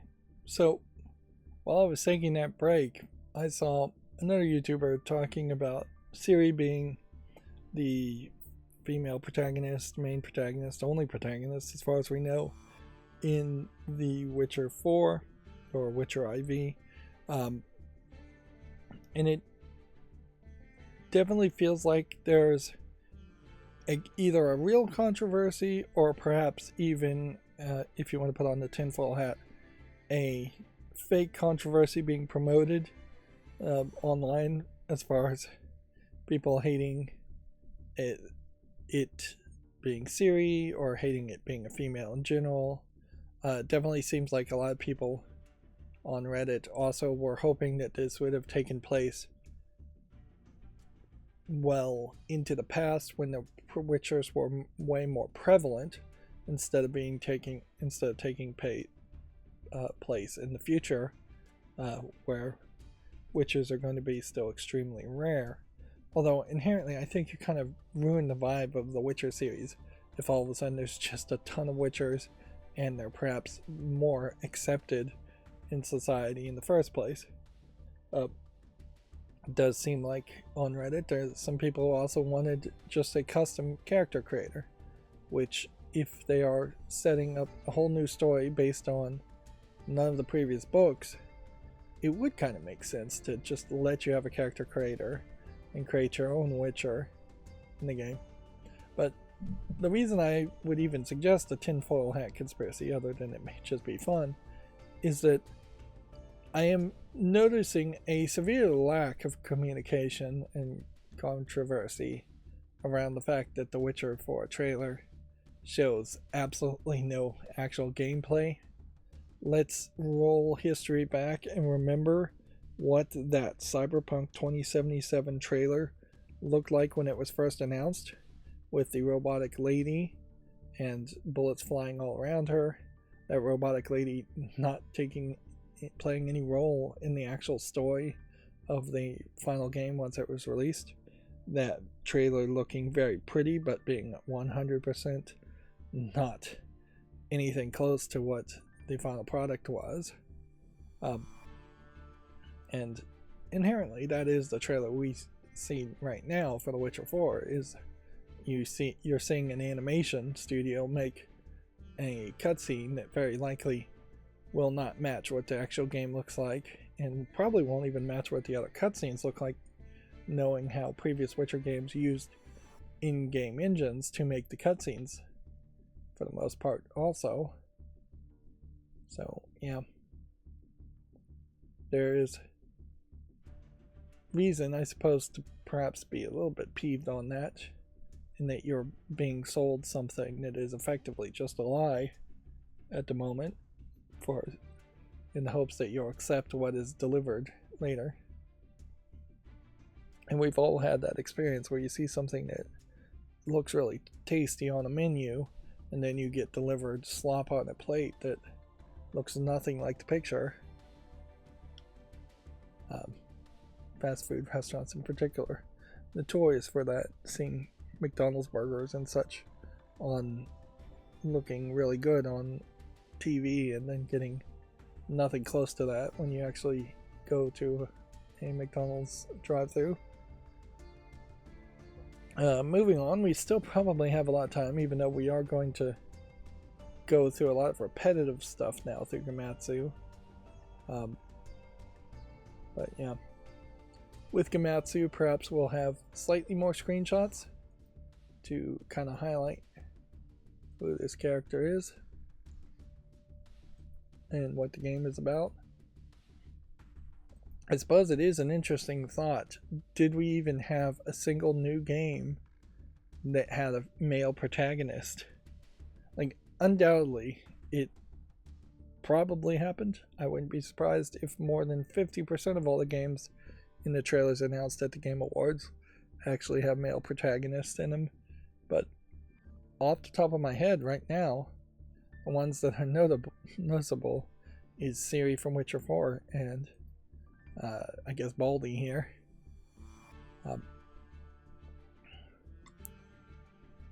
Let's see. But let's keep an eye out for that and just see if we can even get a general balance. This Crimson Desert game has a male protagonist.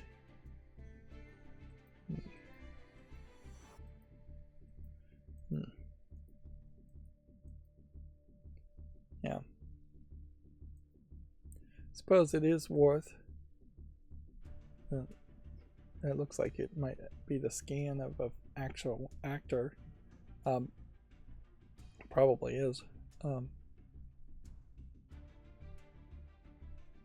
It's worth pointing out, though, that it really isn't a divide between female protagonist and male protagonist that people often are upset with, or at least there are controversies that make it seem like people are upset. It may be very well that there's just a bunch of internet trolls and bots that are pushing these concepts and no real person is actually upset at all.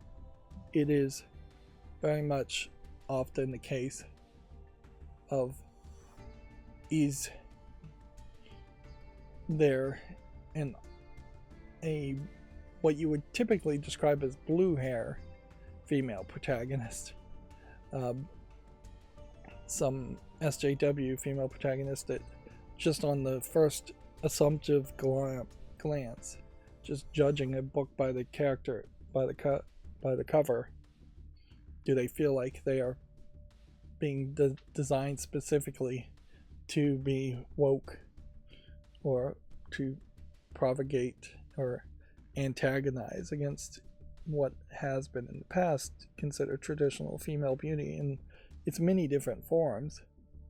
And the previous Baldy character is potentially either going in a very wild art style that maybe that's what they think works for that character, or is just going in a very weird anti-feminine art style. There was definitely in previous decades arguments that were made when women, often women of color, were attacked by other women for not having the traditional straight hair, long hair art style. So when the punk movement happened and women were shaving their heads or putting it up in a spikes or something like that, that was often attacked by other women as well as men as just being being masculine and being ugly and being unacceptable, and often even having more African traditional style of hair was derided by both women and men in previous centuries. So yeah, there's something to that. And same thing about women with muscles is that even today there are definitely people who will attack women who have more muscular builds.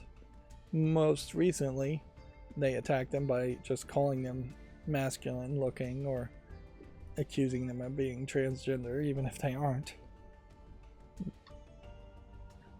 So having all of that in that one character is a lot, certainly, to take. It's a unique character, but we want unique characters.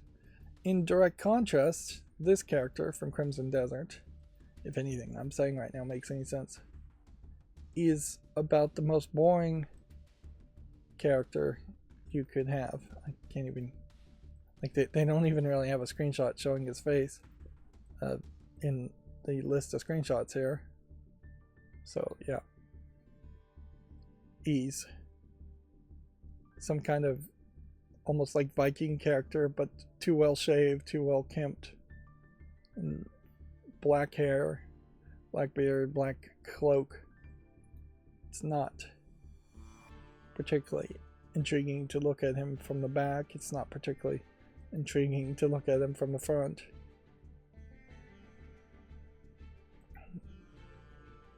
Although that is, in fairness, what a lot of characters tend to be in games, is fairly boring characters. And I imagine there's never really that many controversies around having just a generic, boring character in your game. Kami sequel announced. Did we show off this trailer? Do I want to show off a trailer? Let's skip around a little bit and see. Yeah. Inherently, if you are going to make an Okami sequel, you have to question whether it's really going to play the way Okami plays on PC right now, or whether it's going to play completely differently, or whether it's somehow going to only really come out for the next Nintendo console, which we assume will still have motion Wii-like controls, which Okami was a fairly large success, uniquely because of its Wii controls and the paintbrush motions. Now, Dispatch I haven't talked about too much. It's a modern superhero workplace comedy where you're kind of a superhero, but you get benched to work at a dispatch to dispatch other superheroes because, I don't know, you're injured or you're not authorized to go out, which makes it seem like at least a third of the game is just going to be the strategy game where you are managing a roster and deploying heroes. I think there's some fairly big voice actors behind it, which may be them spending way too much budget on voice actors, and I wouldn't be surprised if the game itself isn't particularly that interesting and people just get kind of tricked into it. You have these Telltale style dialogue prompts also at times, what looks like might be a little bit of a mini game, but I do think the majority of your experience is going to be strategy. You have a lot of animation here, so maybe it'll have a decent amount of cutscenes, but yeah.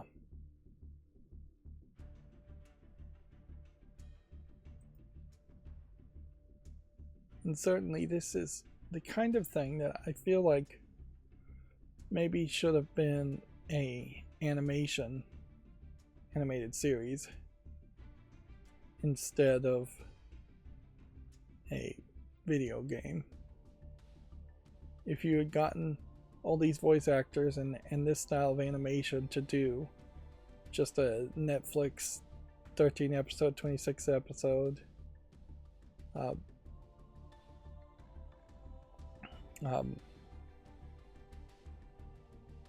cartoon, that concept maybe would have worked better. But yeah, seems like Aaron Paul may be funding some of this in particular, so it may get a lot more sales than it really deserves because of that.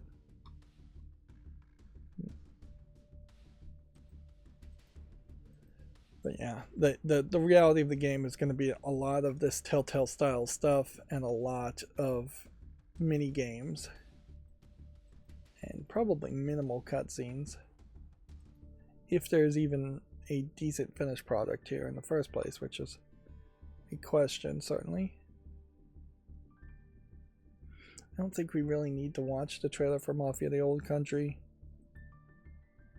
You're going to clearly not have the voodoo doll like in Mafia 3, and I imagine you're mostly just going to be running around doing GTA style stuff, which, yeah, it'll be interesting to see if GTA 6 comes out and gets forgotten about fast enough that Mafia: The Old Country can come in years later. I mean, it's not going to be years later if it actually comes out in the summer of 2025. It's going to come out just months later after GTA 6. So I wouldn't be surprised if people completely ignore Mafia: The Old Country just because of GTA 6. The right move almost certainly would be to have pushed it further back. Sonic Racing Crossworlds announced for all consoles and PC. for Sonic fandoms.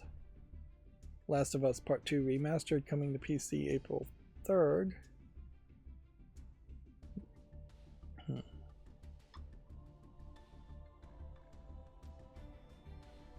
Yeah.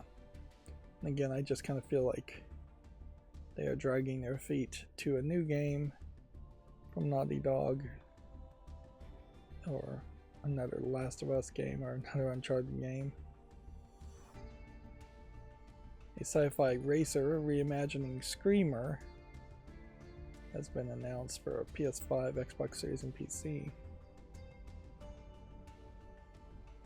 This is some kind of sci-fi racing. It's fairly limited in the screenshots. I have a hard time believing this is really what the gameplay is going to look like. Seems like it's just kind of all over the place.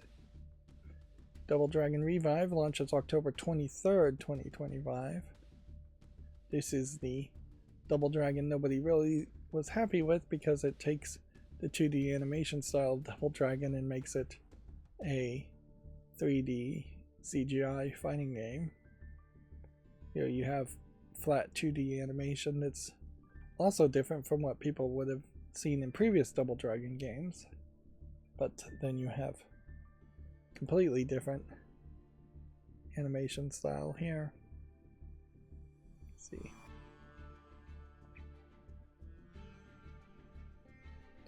It's been, I think, a fairly long time since any Double Dragon game has been made.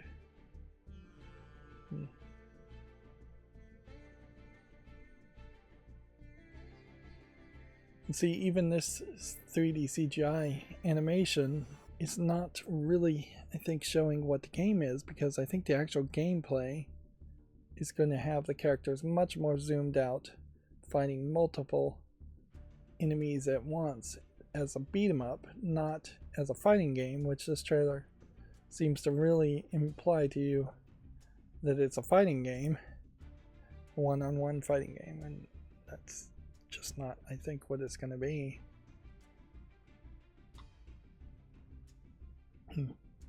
Hello Games and Ghost Town Games announced a co-op adventure game called Stage Fright for PC. This too feels a lot like It Takes Two, although this trailer barely showed anything at all. And I definitely just don't think that there is room in the world for two It Takes Two sequel games. This is a little bit more cartoony and may very well not have as much of a story focus as split narrative or split fiction. Yeah. This may have more of a gameplay mechanic thing where there's, it may very well just be an infinite runner.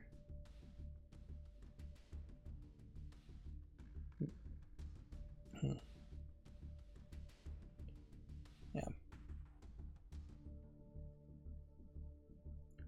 And Stage Fright doesn't really imply that it's going to be a split world anywhere, as well as Split Fiction does. Split Fiction.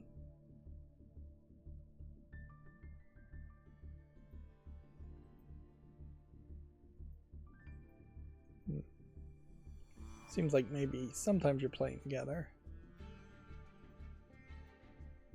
It's another co-op only game, though. And it's worth pointing out that any co-op game tends to be online co-op first, if not only online co-op, instead of split screen.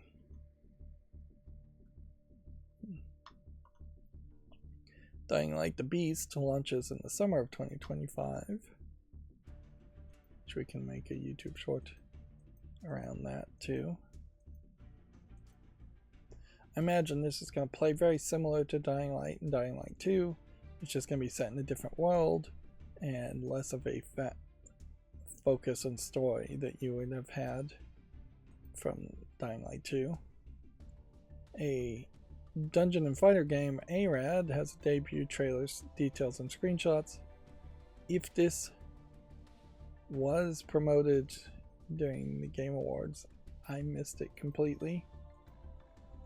And yeah, as far as new announcements, if this was at the Game Awards, that would be so far the only really anime style games.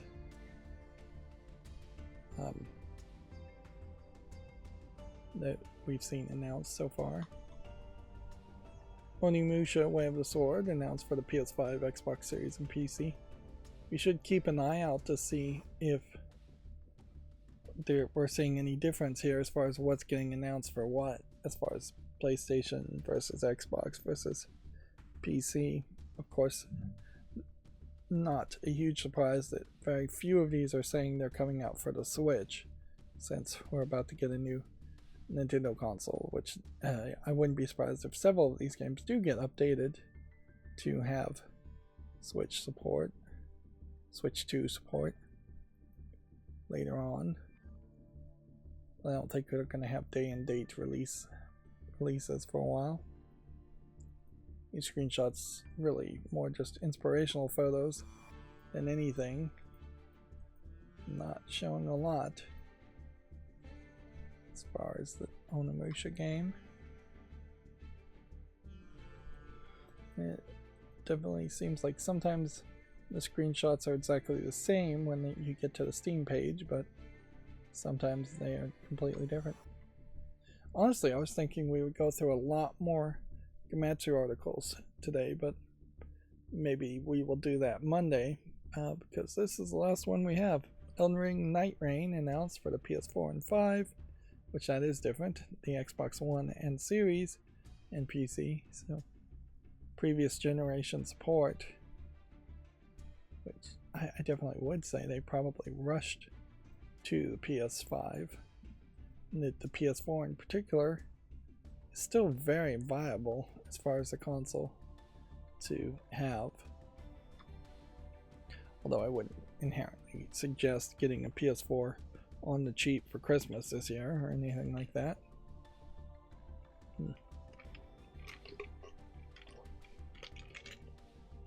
This will be the first year that I will have been looking at gamingonlinux.com for around the Game Awards, and I heavily suspect that there's going to be very little coverage because none of these new games announced on the Game Awards are targeting the Steam Deck.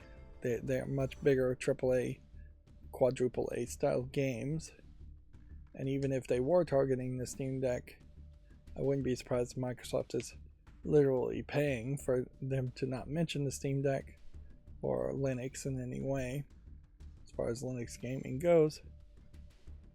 Again, it does not seem to me like they were even giving away Steam Decks during the Game Awards this year, so it seems like that relationship has ended.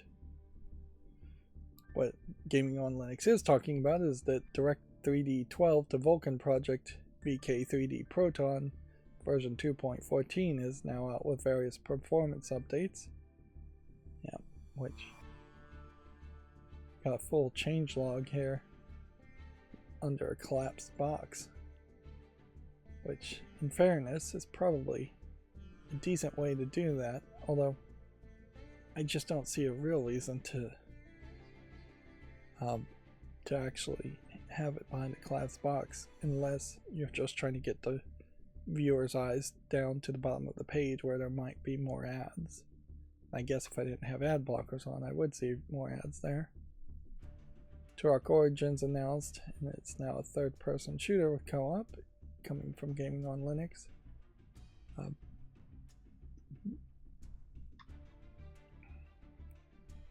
Which, yeah, I would have to assume that they are just kind of a fan of the Turok series.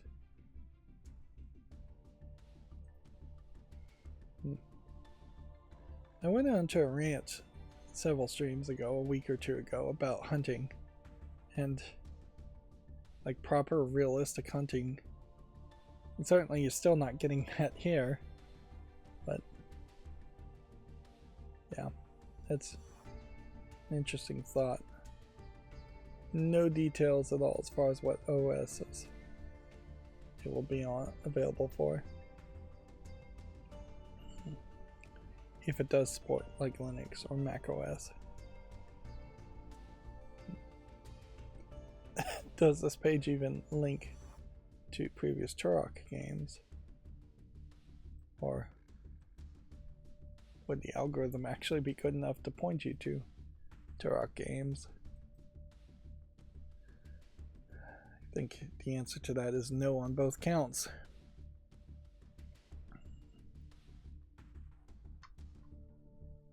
Slay the Spire 2 has gotten its first trailer. It's coming in early access of 2025. The Illuminati has returned in the massive Helldivers 2 update out now. Yeah. Elden Ring Night Rain co-op spin-off has been announced, so we are getting more talks of games on PC, I guess. But yeah, maybe that's how gaming on Linux is going to deal with the Game Awards, is just highlight games that are specifically coming to Steam and then hope that those games are also going to be compatible on SteamOS and other Linuxes. Here's SteamOS version 3.6.21 beta, labeled the update of the year, fixes security issues plus Indiana Jones and the Great Circle rendering issues.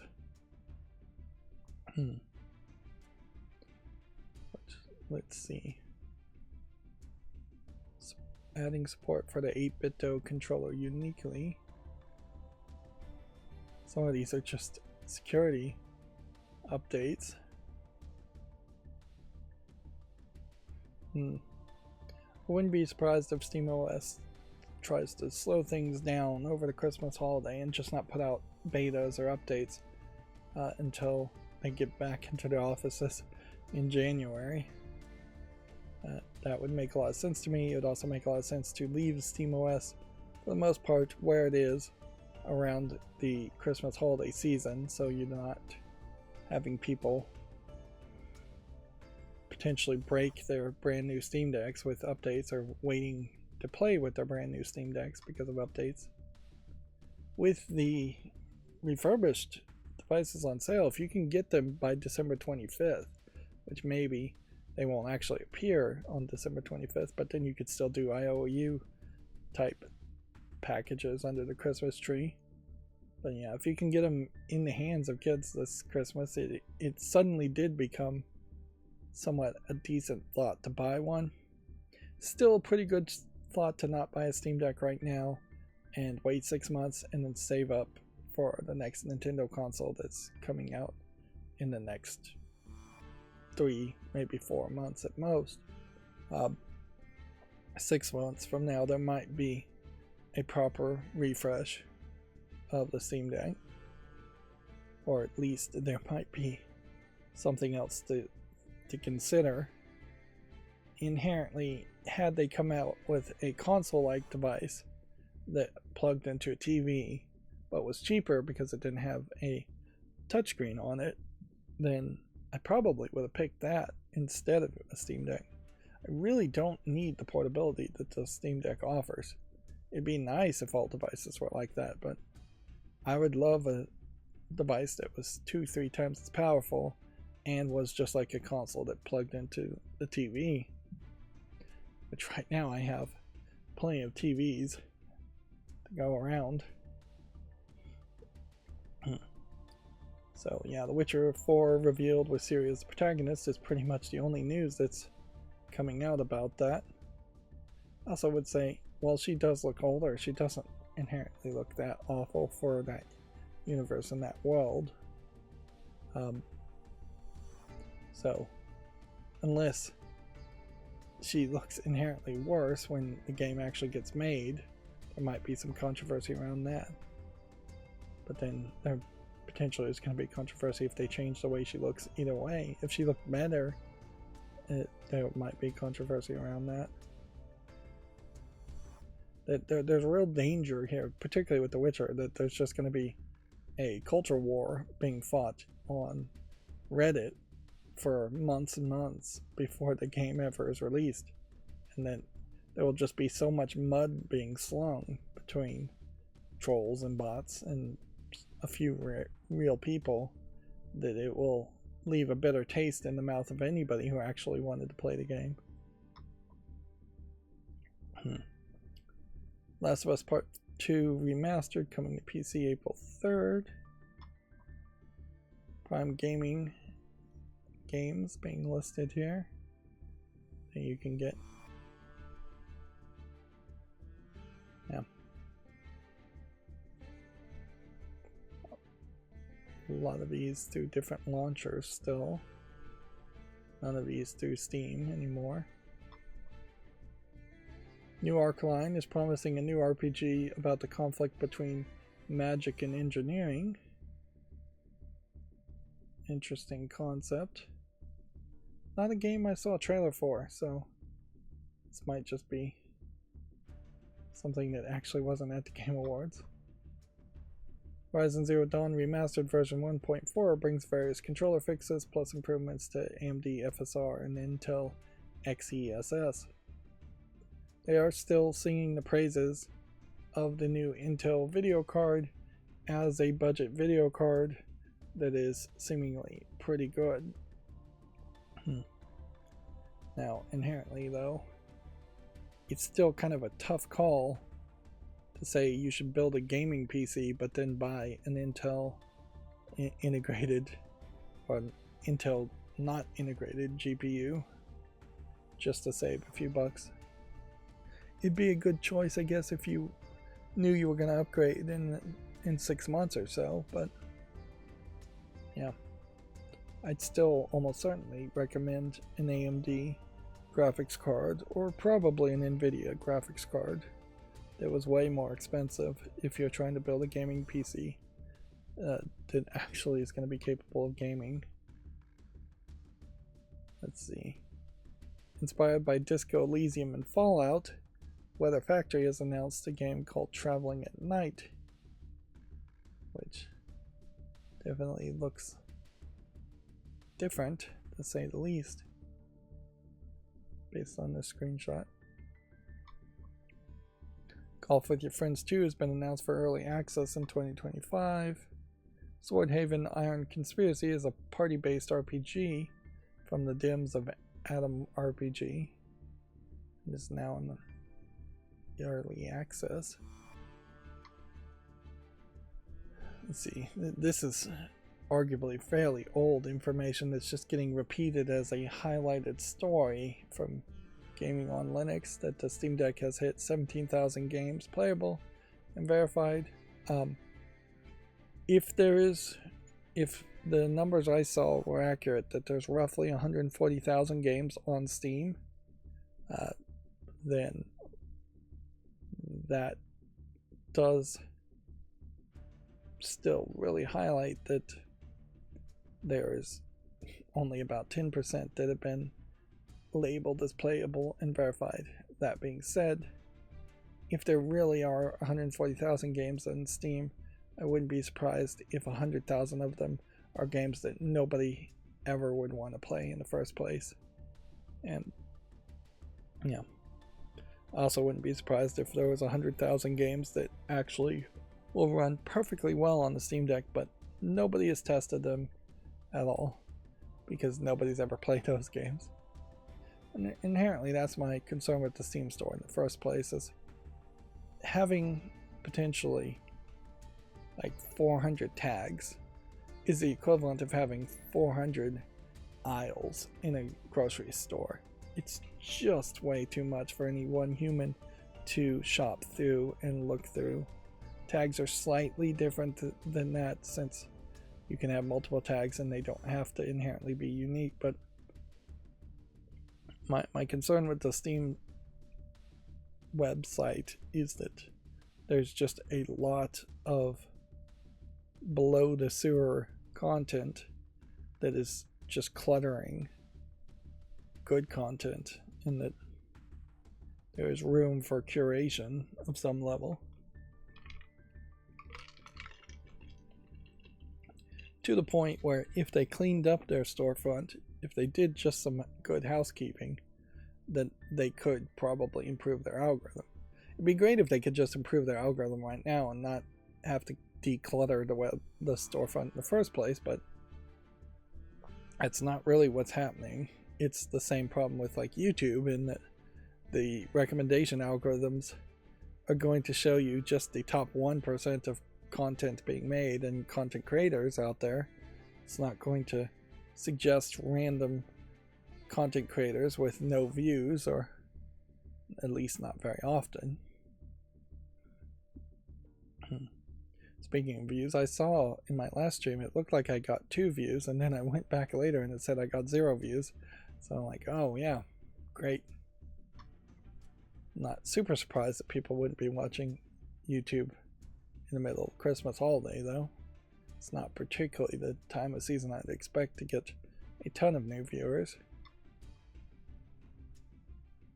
Then Valve's new branding guidelines. At this point, if they were going to announce any new hardware stuff, the assumption is that it would be at CES in the new year and not during Christmas. It really is too late. December 13th. It is way too late to announce a new product unless you're doing something that you know you have very few of them. Like if you only had 1,000 of some new device and you knew it was going to sell like hotcakes, then you could do a limited launch.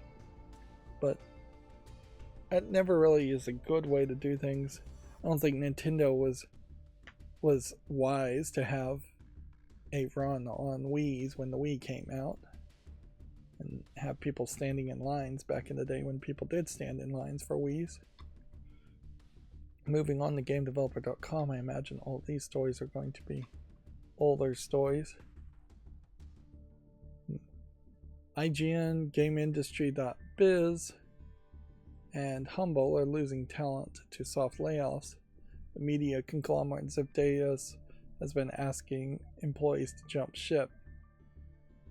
Now, Ziff Davis around for a long time, although inherently I'm not sure anybody is particularly that important at any of these websites, and if they were important, you would think they would get their own article and people would actually name them as far as who is actually jumping ship.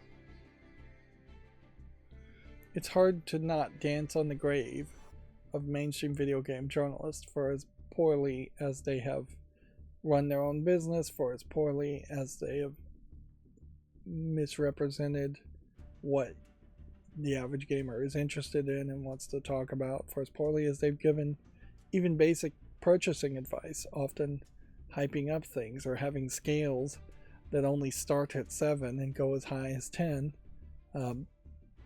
They really have just not been serving any good purpose as far as the actual audience that would want to read their articles or see things, see any content from them. And inherently, because they can't get the eyes of gamers, they inherently are not getting the eyes of ad sellers, who are the real people that are paying them. It is perhaps a better thing if companies like IGN just go out of business, so a new standard can be established that any potential new video game website embraces newer technology like TikTok and YouTube and Twitch, and has stricter ethical journalism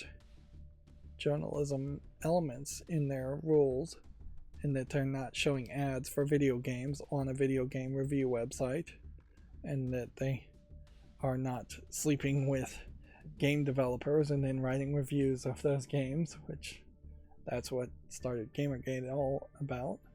But yeah, I don't know if we really are going to have a next generation of video game websites.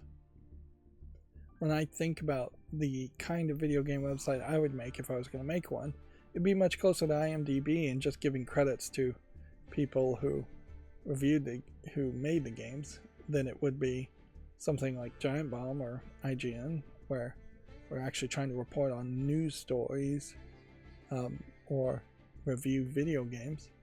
All of that, as far as news stories, much better to be done as part of a YouTube channel than as its own separate website.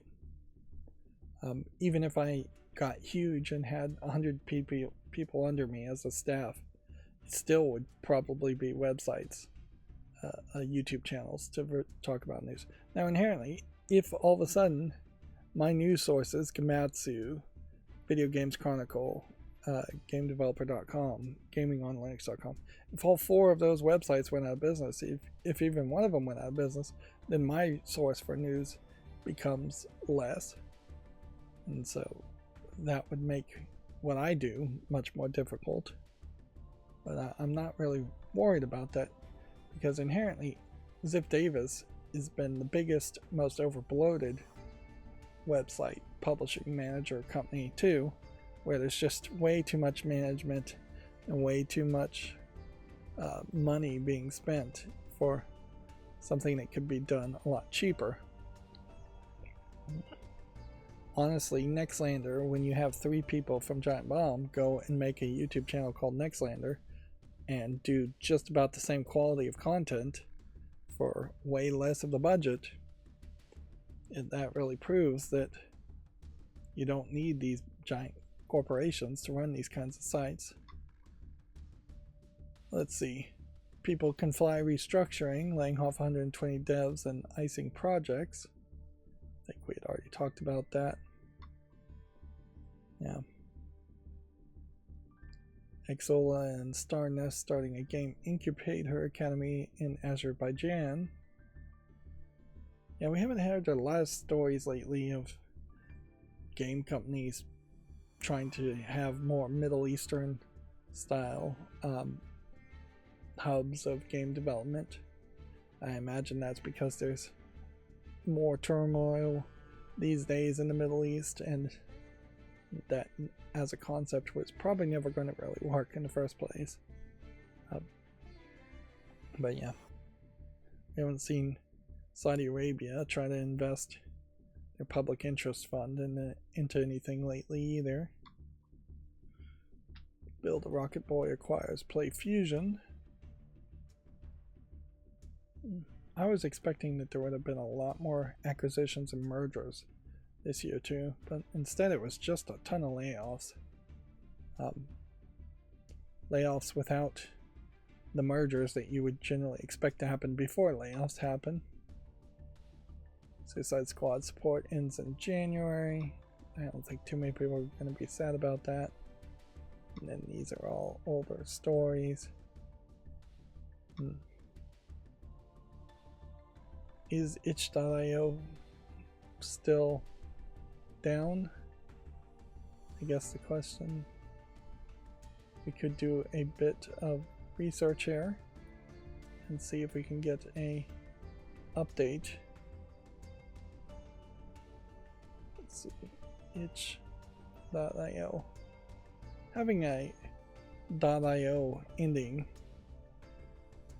and to not have itch.io.com hosted by somebody else is kind of crazy, as far as having a backup domain that would forward to the same servers. Yeah. Interesting. And on the front page here you have almost certainly not licensed Nintendo trademark logo for a game called Zelda's Adventure.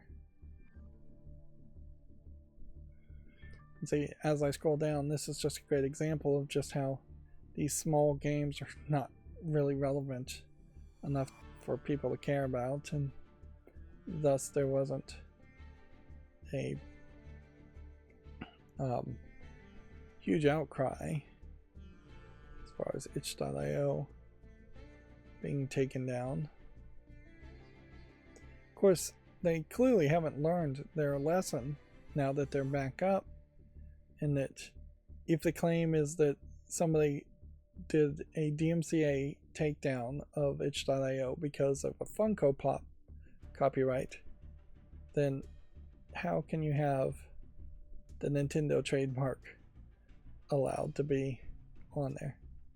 Even if that is slightly misspelled, that is way too close to the Nintendo trademark. Plus, it's got all the Game Boy registered trademark article markings too. You could certainly have a game called Zelda's Adventure, and it could be a different character named Zelda. They don't own the trademark or copyright for Zelda, but you can't have the Nintendo logo on it.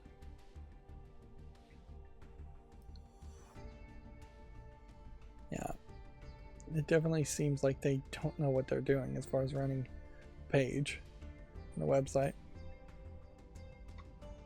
But they are back up. And that's probably the last we're going to hear of that as far as that story for a while. Unless a lawsuit happens, then we might get some more details then. If no lawsuit happens, we'll probably never get any more details. Yeah, Google went very quickly from announcing AI and pretending like AI could develop games to announcing a mixed reality headset with Samsung, which noticeably not a single one of my news sources talked about that as far as an augmented reality, mixed reality headset. At some point, I do believe we probably will hit a device that is so lightweight and just so easy to wear that augmented reality starts to make sense. But I don't think we're anywhere close to that, actually, because even now, a regular pair of glasses is very, very often not worn by people who need to wear glasses, and those are going to be as light as you can get them. And even if you could comfortably wear an augmented reality glasses for 8 to 16 hours a day, it's probably not adding enough value to wear it for 8 to 16 hours a day, unless it is just some part of your actual job, which even in most cases I imagine that's not going to be the case.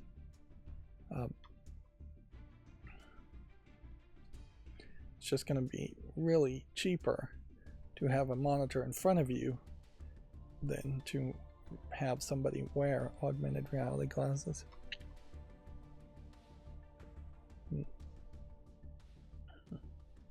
One of the things about the anime, The Rising of the Shield Hero, is that the character effectively knows he is in some kind of video game, and so it will show you a very much a video game screen being depicted while he's fighting enemies, which is weird because the narrative definitely makes it more like he cares about the people around him and the world he's in.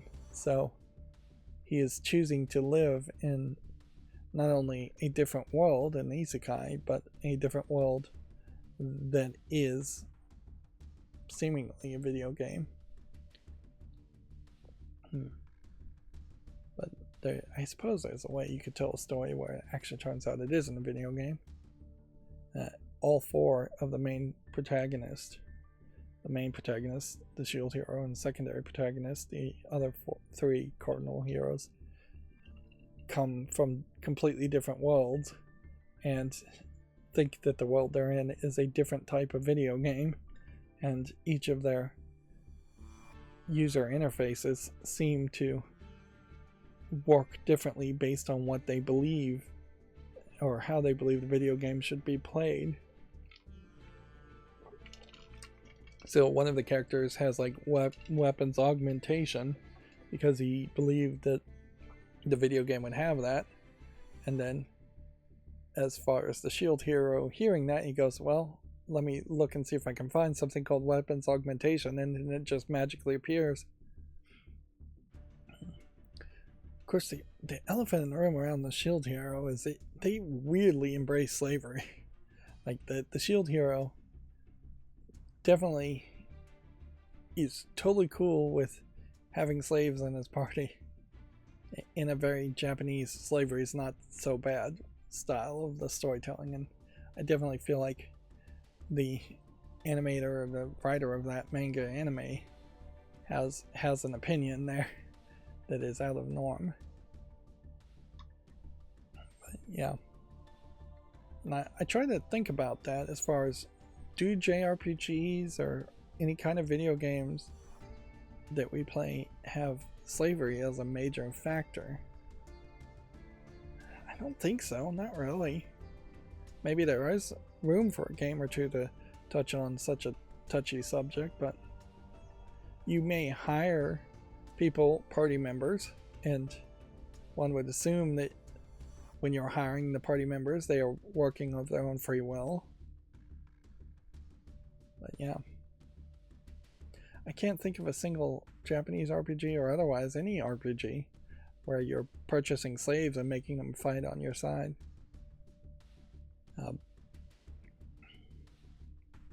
To the point where by the time you're at the second season of Shield Hero, characters are willingly taking on magical slave contracts to be in your party. It's a weird twist, certainly. But then the rest of the series is fine, so seems just like maybe the anime got watered down, got cleaned up more than the manga. Maybe the manga makes a bigger deal about it. The rest of these GameDeveloper.com stories are not. Oh well, here's something. Note from the publisher. A change in ownership and what it means for our readers. Today, Informa Tech, the company behind GameDeveloper.com, is combining with Tech Target's technology website and Industry Dive's award-winning industry publications to create a new company called Informa Tech Target. So there is one merger that has happened here. Alright, well, it will be interesting to see if the GameDeveloper.com website changes, which means I'd have to redo my macros, or if they start covering stories slightly differently, or start covering more stories. It is noticeable that there hasn't been a lot of union talk lately from GameDeveloper.com, so maybe they'll become less pro-worker, pro-union under this new leadership. All kinds of things could change. Frankly, I wouldn't be surprised if a year from now GameDeveloper.com is totally shut down, or it's completely different people running it, running completely different stories. I really don't have any loyalty, though, to the current publisher and managing editors anyways. But yeah. It is not inherently video game related, but the one unionized Amazon.com shipping facility, I believe, is going on strike, in particular against Amazon.com. And I definitely have seen several videos talking about how Amazon.com potentially is pulling tricks to increase its monopoly, increase the price that you have to pay for objects, delivering things later. Not that I particularly get things so late that I really care that much about things being delivered late. I have noticed, though, that a couple of things I've had shipped claim they're going to arrive one day, and then the arrival date gets updated to be several days later, like 5 days later. And so yeah, if I was really purchasing things on a knife's edge where I absolutely had to have those things, I wouldn't trust Amazon.com now. Even if I paid for overnight shipping or 2-day shipping, I'm not sure you're really going to get that. But I'm still overall getting things fast enough. My game sells off the hyper-casual games publisher Mambo. So, I don't know why we saw that new letter from the editor story as one of the last GameDeveloper.com stories. It should have been one of the first. Anyways, let's go through all the new games on Steam and end this, because this has already been 3 hours. And I imagine I need to be fairly generous as to what I'm going to make a YouTube short around today.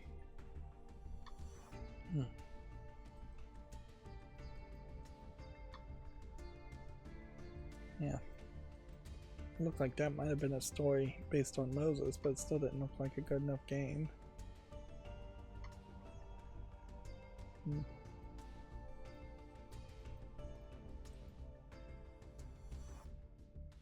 some point, if I was ever going to go down the Five Nights at Freddy's iceberg, I would like to figure out whether people like the mechanical monsters from Five Nights at Freddy's, or think that they're well written characters, or if they just don't care and only care about the games. Because it definitely seems like I've seen some fan art around Five Nights at Freddy's where the actual characters seem to be cared about more as villains or as heroes or whatever.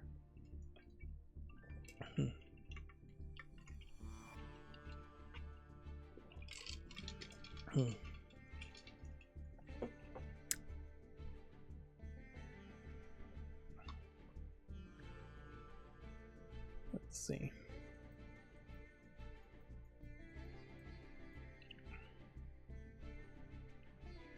I'm having a real hard time right now also getting my heater and air conditioner unit to work as minimal as I'd like it to. Just having a hard time finding good times when it can stop heating while not also freezing me to death in this winter, and finding times when it should be heating. So yeah, I'm having to do a lot more tweaking than I normally do, and as soon as it gets warmer in the summer, I imagine I'm just gonna tweak everything back. The Ecobee app has apparently updated, so now you can get the kinds of analytic data that you really should have been getting for years now. I'm pretty sure the Nest did keep that analytic data from day one, and you could get some of that data if you went to the website of Ecobee, but you could not get it directly from the app. And yeah, it was just not particularly helpful in that form factor. And generally the website, I think, kind of merged everything together into just generalizations,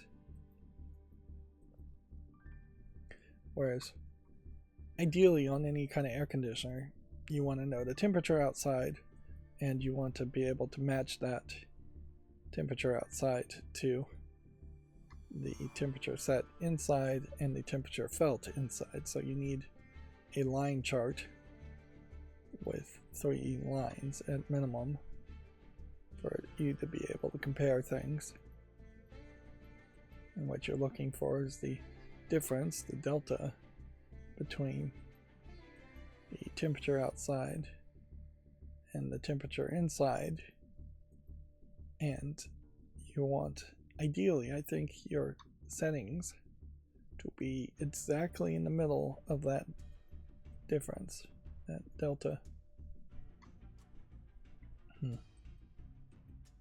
That way you're not just trying to match the, well, it wouldn't always be exactly that way.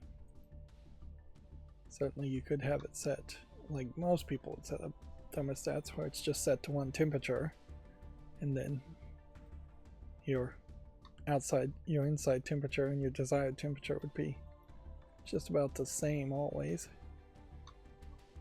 Those paper plane games, another great example of something that just way too many of them allowed on Steam.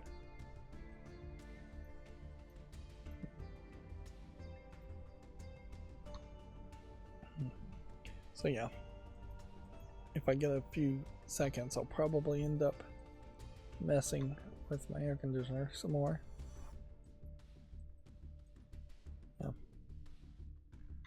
As I'm cleaning house, I definitely also am having to just ask myself It's like, how many tablecloths do I really need? Like, how many plates do I really need? Things like that. It's just a lot of stuff that I probably will never use and have years of experience knowing I've never used them. Here we have yet another non-English game, which I wouldn't be surprised if eventually it gets revealed that Steam Deck compatibility drops significantly if it doesn't support English as a language, because nobody in Japan even probably would bother or knows how to test something out and report it to SteamDB, whether it works or not. Which inherently I don't even know really how to do that. I think you just launch the game in Steam mode on SteamOS, and then if the game launches and you play it for a while, you might get a pop-up, but I'm not sure you 100% get a pop-up there. But yeah, I don't know if there's a way to actively go and report that this worked on the Steam Deck, or this works on Linux easily. There's almost certainly a way to do it.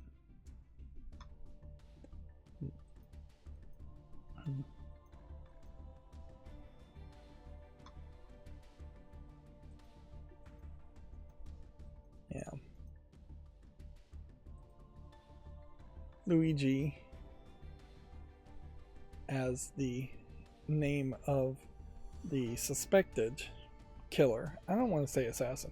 I don't think it's really fair to use the phrase assassin at all, because inherently it is a phrase specially made up for rich people and politically powerful people that is just never going to be used or applied to anybody else. And while a killing might be politically motivated, even trying to determine that is crazy and stupid, and just call a killing a killing. Even the hate crime concepts of adding extra charges because you think it's a hate crime, while I agree with the sentiment, just confuses the whole law part of the application of law and the punishment of people who break the law. Anyways, to get back to it, Luigi being the name of the suspect has led to several memes and pictures I've seen of Luigi from Super Mario Brothers being correlated and applied to that. And apparently Luigi figures are on prominent display still at the New York Nintendo store, so they haven't made any changes there, I imagine.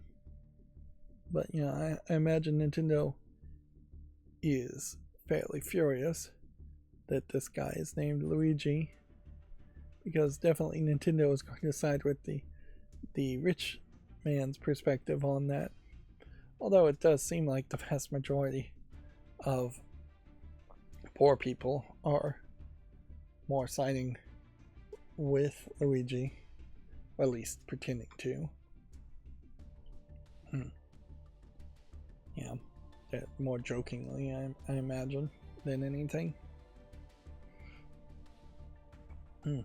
Wasn't thinking that would be the very last thing I talked about, but that does allow me to end this just slightly over 3 hours for the stream. Alright, well, that's going to be it for this stream. As always, I ask you to like, share, subscribe, comment, and keep on watching. Thanks.